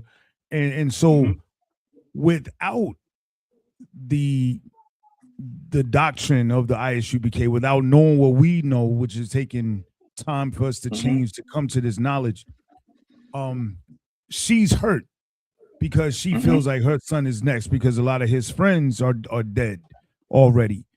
What can she do? What can she do, and what can other single mothers and even fathers who know that the way that their children are going is wrong, but also it's a hard fight because every day they go to school with these people. when they go outside of their door, you know, they see the people, they see the life. That's all they know. You know what I'm saying? They don't know about Christ. They don't know about, you know, the scriptures, the law, statutes, and commandments. They just know how to survive from going from one end of the city to the other, or to the one end of the community to the other, and know who to stay away from. They learn who to, you know what I'm saying, who they can talk to, who they can't. How can they break that? How can that the parents break that cycle on the fly, when every day, even though it may sound good, you know, as far as change your life, stop doing drugs, stop committing crime, but in their face, they have to be a certain way, or they may believe they have to be a certain way to survive in their day-to-day, because they don't see UPK in their apartment or at home, or, you know, in their little infrastructure that they may have. They may see us online or something like that, but how do they get the courage and the strength to put all of that away when they feel like they have to eat, or they have to, you know, support their mother by paying bills, by doing certain things, by paying bills by doing things they may not need to do? And in the midst of doing that, they may have to commit some crime, or be in a position where they can hurt a brother, just because they have to protect their territory, because this is their day-to-day. This is like every day. And even though they may look in the mirror, not want to live this way, they know it's wrong. What is that thing? What is the change? What's the breakthrough? What's the breakthrough where they will be even willing to put away their friends, their associates? They will even be able to be immune to what's going on outside the front door. What's that sterner stuff at that point? What is it that they need to find within themselves to make that type of change? Not in theory, but in practice. Margot, give me Romans 9:3. Good question. Okay. Real good question. And Israel, Israel, get ready. You're ready for it. It ain't gonna be sweet. And the sad thing about it is, we're not magicians, right? We can't just wave a magic wand and take away your pain, take away your loved one mindset. We can't do that. Can't just wave a magic wand. You understand? But we could do this, right? And this Paul. Read what Paul is saying here. Okay. This is the book of Romans chapter 9 and verse 3. For I could wish that myself were accursed from Christ for my brethren. You understand? Meaning what? What Paul wanted. What Paul is saying. He wished what?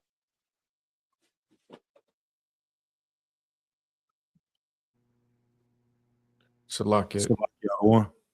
Come on. Paul saying that he wished that he could take on all the pain and all the terrible things that his people was going through for his people, that he could take it on just for them. Okay.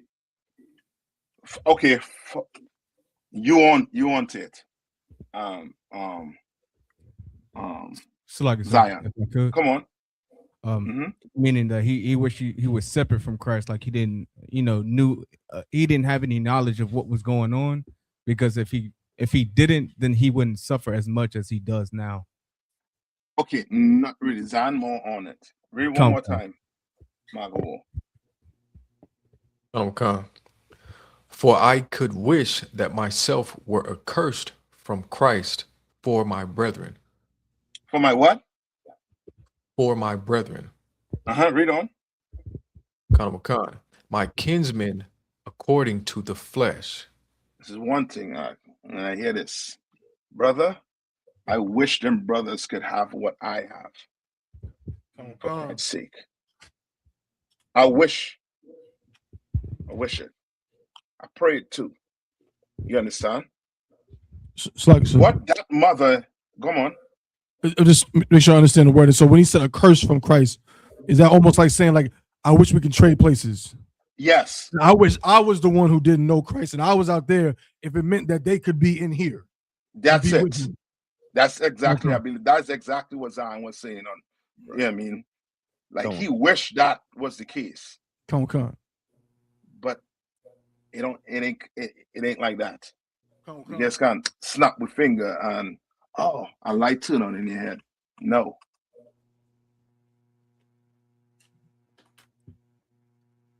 Before brothers came to Durham, right? I should say before brothers came to Durham. How could I word it? Okay, for the truth to come to Durham, what had to happen? For the truth to come to Fayetteville, to Charlotte, I mean, to different parts of North Carolina, what had to happen? Come on. There had to have been brothers in the city that was willing to change. That's it. Come. What that mother is going to have to do, she is going to have to be willing to change.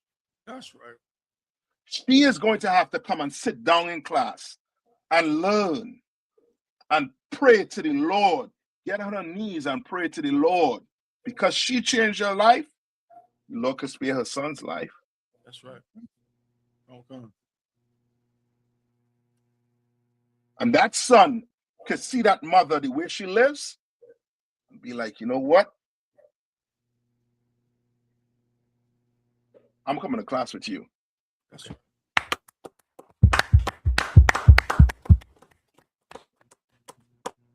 Like, don't think we could just go and put this in you and you be like, you know what I mean, like a robot, like just program you. And you just know. We have to live this Bible.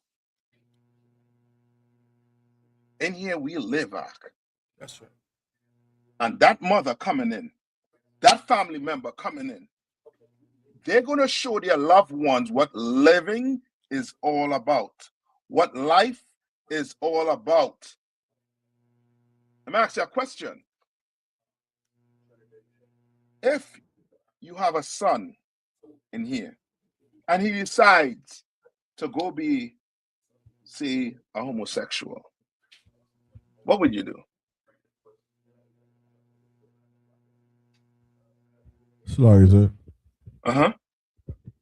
I would let him go learn what being a homosexual was like. Yeah.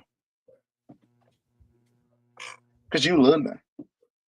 You're going to have to come in here and you're going to have to warn your son.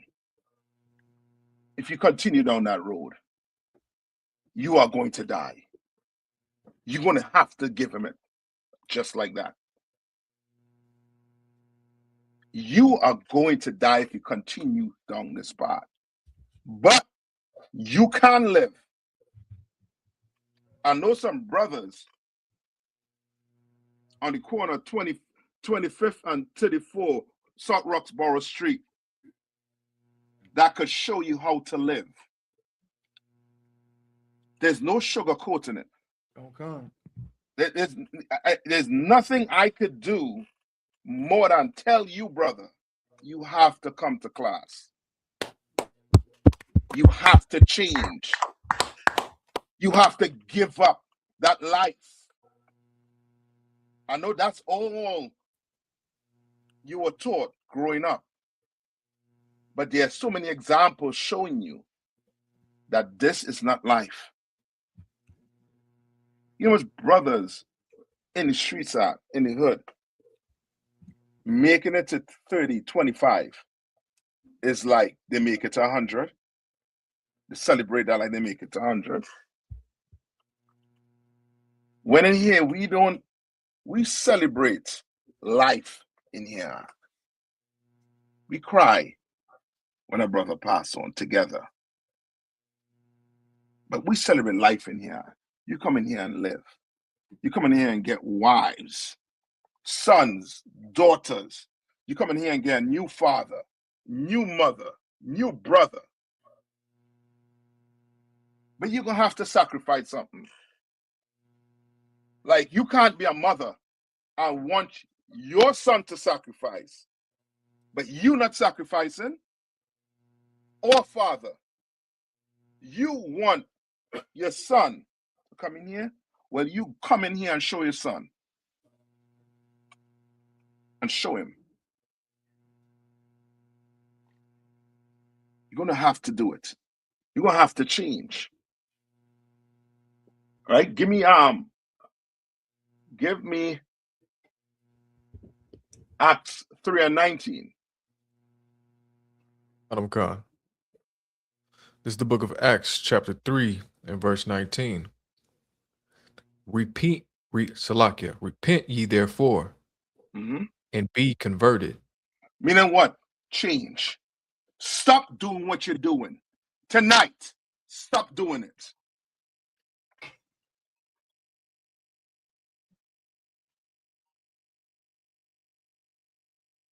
Hold on, man. Hello?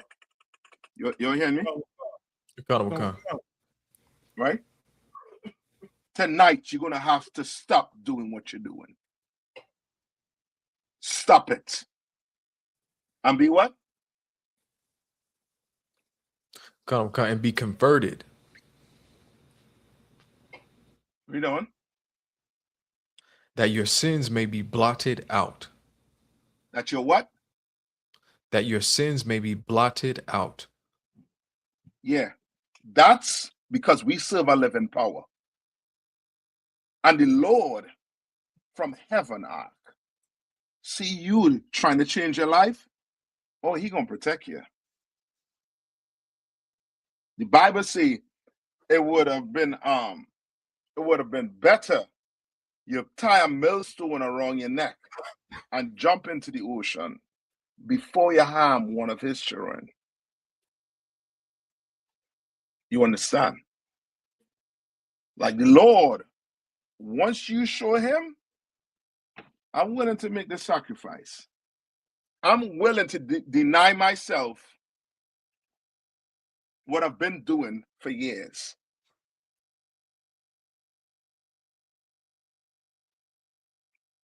Oh, now you're talking. Go to 1 Peter 2:21. Okay. Right? Or else, guess what's waiting? Like, what we have to understand also too is this whole lifestyle that the oppressor created for us, the Christianity, the politics, the gang lifestyle, the drugs, right? All of it was to have us in what? Confusion. And to the end, it was either we go to prison or we do what?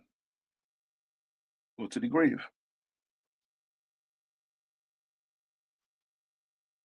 You understand?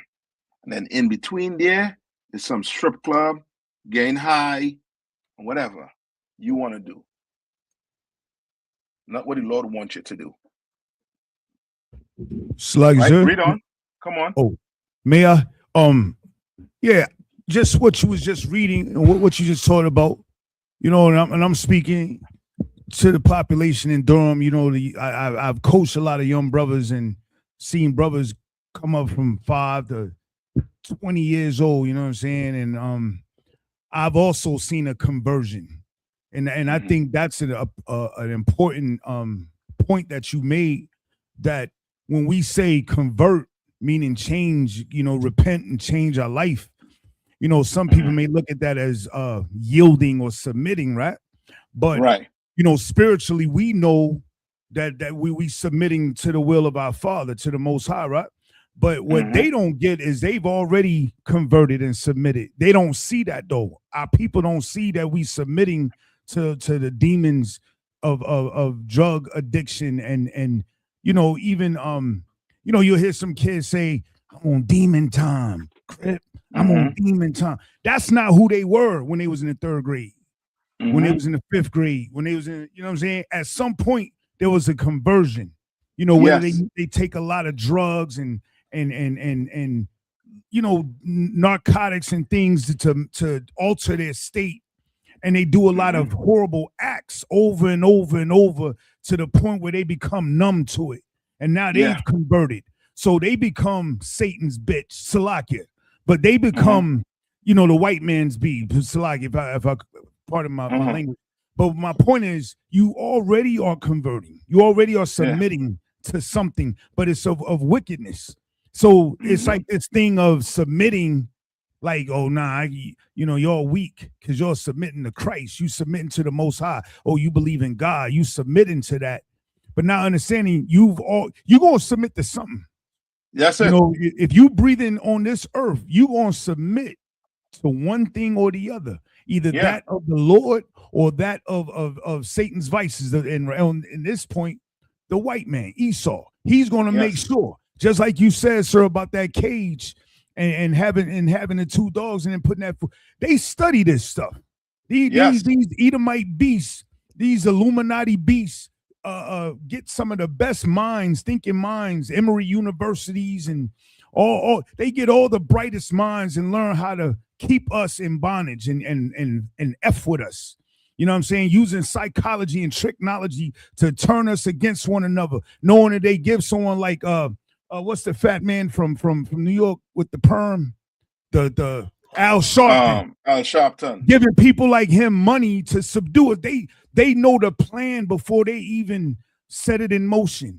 They know what we're going to do. They knew to stop the civil rights movement, to stop us uprising. They before, the I.S.U.P.K was even coming up. They tried to pay us off. They tried to bribe us. They because everybody else did it. You know what I'm saying? Everybody else took the bag, but Commander Junior YAHANNA didn't take the bag. They was like, well, what is this? What kind of creature is this Commander Junior YAHANNA? He won't take the bag.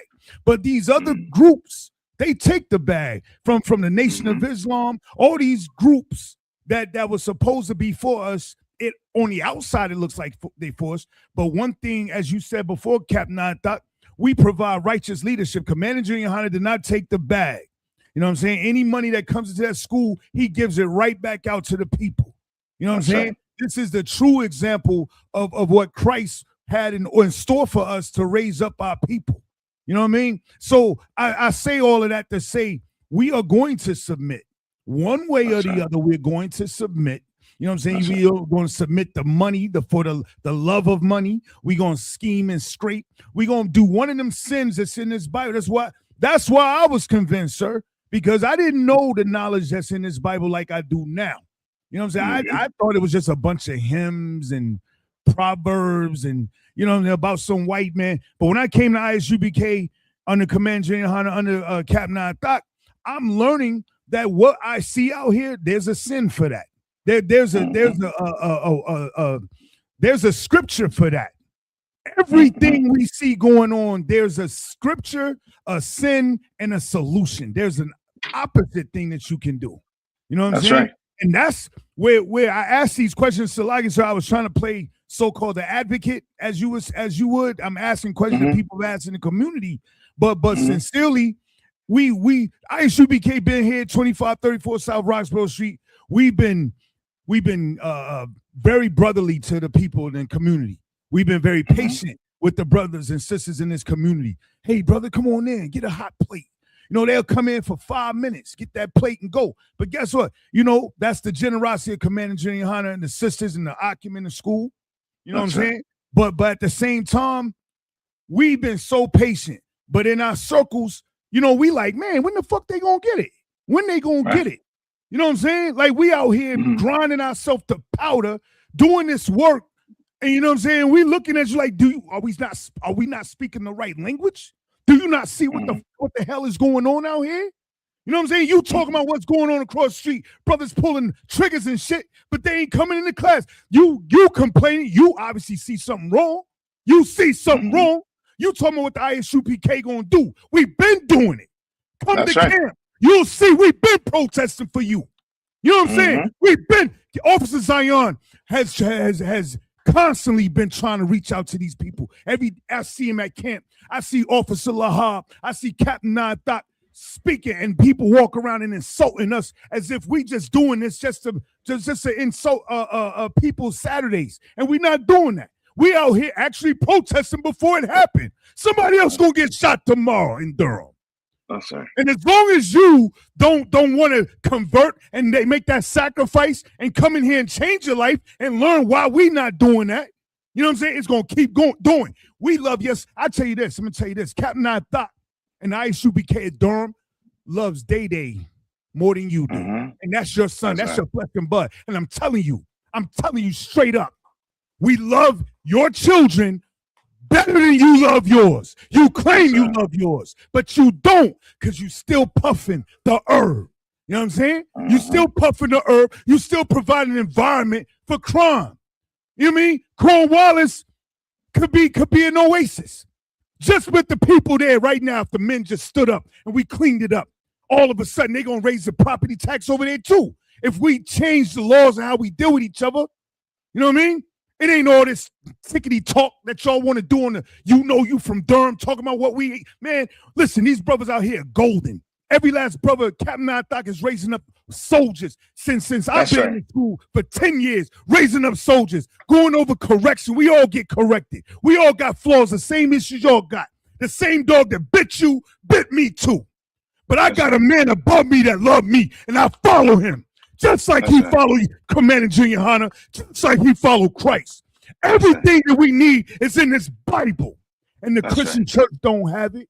You know what I mean? Y'all didn't go to the Christian church talking about what y'all gonna do. Another brother got shot. What y'all talk a good game unless it's Israel. Nah, hell no. Nah, we talk all the time. You know what I'm saying? It's always Israel. But we always speak about the injustices going on to our people. You talking, but you ain't walking the walk. We do the work. We do the work. We ain't supposed to get guns and go out and start shooting our people or shooting the cops. Man, anybody telling you that, they serving you up. You know what I mean? There's a system for that. That's why you'll be in the freak Salak for my language. That's why you'll be in the jail with 95-degree temperature. You know what I'm saying? Because you listen to people that's not trying to teach you right, raising you right. People come in here, get a plate, and then they out in 5 minutes. Back out there to the wickedness of this world. I want to talk about what Durham used to be. Durham can be great today. Durham can be great today, and then North Carolina can be great. Jersey can be great. D.C. can be great. This whole planet, anywhere Israel walk 10 toes down, can be great. If we just change our life, how you change your life? You follow this man named YAHANNA. He gave us a second chance so we could do this. You know what I mean? Ain't nobody greater than the men above me. Ain't nobody. You ain't going to talk about them on these dumb chats hiding behind these keyboards. You know what I mean? You know where we at. You know where we at. Comic concert. The what? Ain't no sweat. Ain't no sweat. You know what I mean? I feel it out. Understand? But they will come in due time. You be ready, Akim. They're gonna come in due time. You understand? They're gonna come in due time. The Lord is going to wake up this nation. It's gonna wake them up on a level. When you turn around, blink of an eye, you're going to see them chairs filled. Because the Lord is going to wake them up. You just be ready. You understand? And why not follow a man that is better than you? I'm following a man that's better than me. I will. You understand? Last one, and then I'm gonna let you all out, right? Give me Ecclesiasticus 5 and 7. And then that we'll come back next week again with more. I wanted to bring out the numbers pertaining to the progression with the jail. You understand? You're going to get that next week. You want the solution? I'm going to give you the solution. The problem is, are you ready for it? What are you willing to do? We were willing to give up everything. I'm willing to walk away from my family right now if they decide to go serve another God. What are you willing to do? Read. Khan, this is the book of Ecclesiasticus, chapter 5 and verse 7. Make no tarrying to turn to the Lord. What does it say? Make no tarrying to turn to the Lord. Meaning what? Don't what? Salakia. Mhm. Don't wait. Don't delay. Don't wait. Do it tonight. You can't put that blunt down. Give us a call. You understand? You trying to get out of that gang? You understand? Give us a call. Trying to get out of that gang life? Give us a call, man. Give us a call. We're right here. We're here to serve the community. With the little resources that we have, we're here to serve you, black man. Because we love you. Blacks, Hispanics, and First Nation people. We love you. So we're going to tell you, give you the bad, and we're going to give you the good. We're going to tell you the problem, and we're going to give you the solution to it. Now, what are you willing to do with it? And with that, I'm going to pass the class over to Priest and Officer Taba 1. Nayathaq, sir. Nayathaq. Priest and Officer Nayathaq.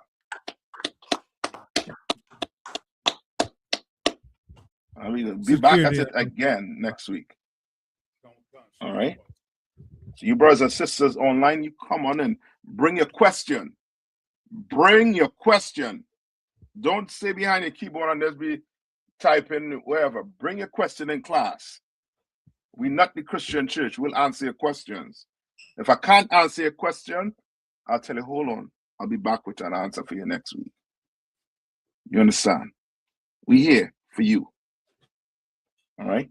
Salakia, Nadia, you got it. Security announcements. We're the I.S.U.P.K. started out of 1 West 125th Street, Harlem, New York, under Commanding General YAHANNA. New rules for brothers and sisters. When a new brother or sister comes into the school, they are off limits for 6 months. They are to be saluted only. They are here to shed themselves of the world. After 6 months, if a brother or sister has an interest in a particular person, he or she must get permission from the head to speak to a brother or sister. There's another 6 months in which the brother or sister will court each other. After this 6 months period, the brother or sister will get permission from the head to marry. Tithes, which is a commandment. You can find this in the book of Numbers, chapter 18, verse 21, and in the book of Malachi, chapter 3, verses 8 through 10. Means tenth in the Hebrew and is pronounced ma'ashara.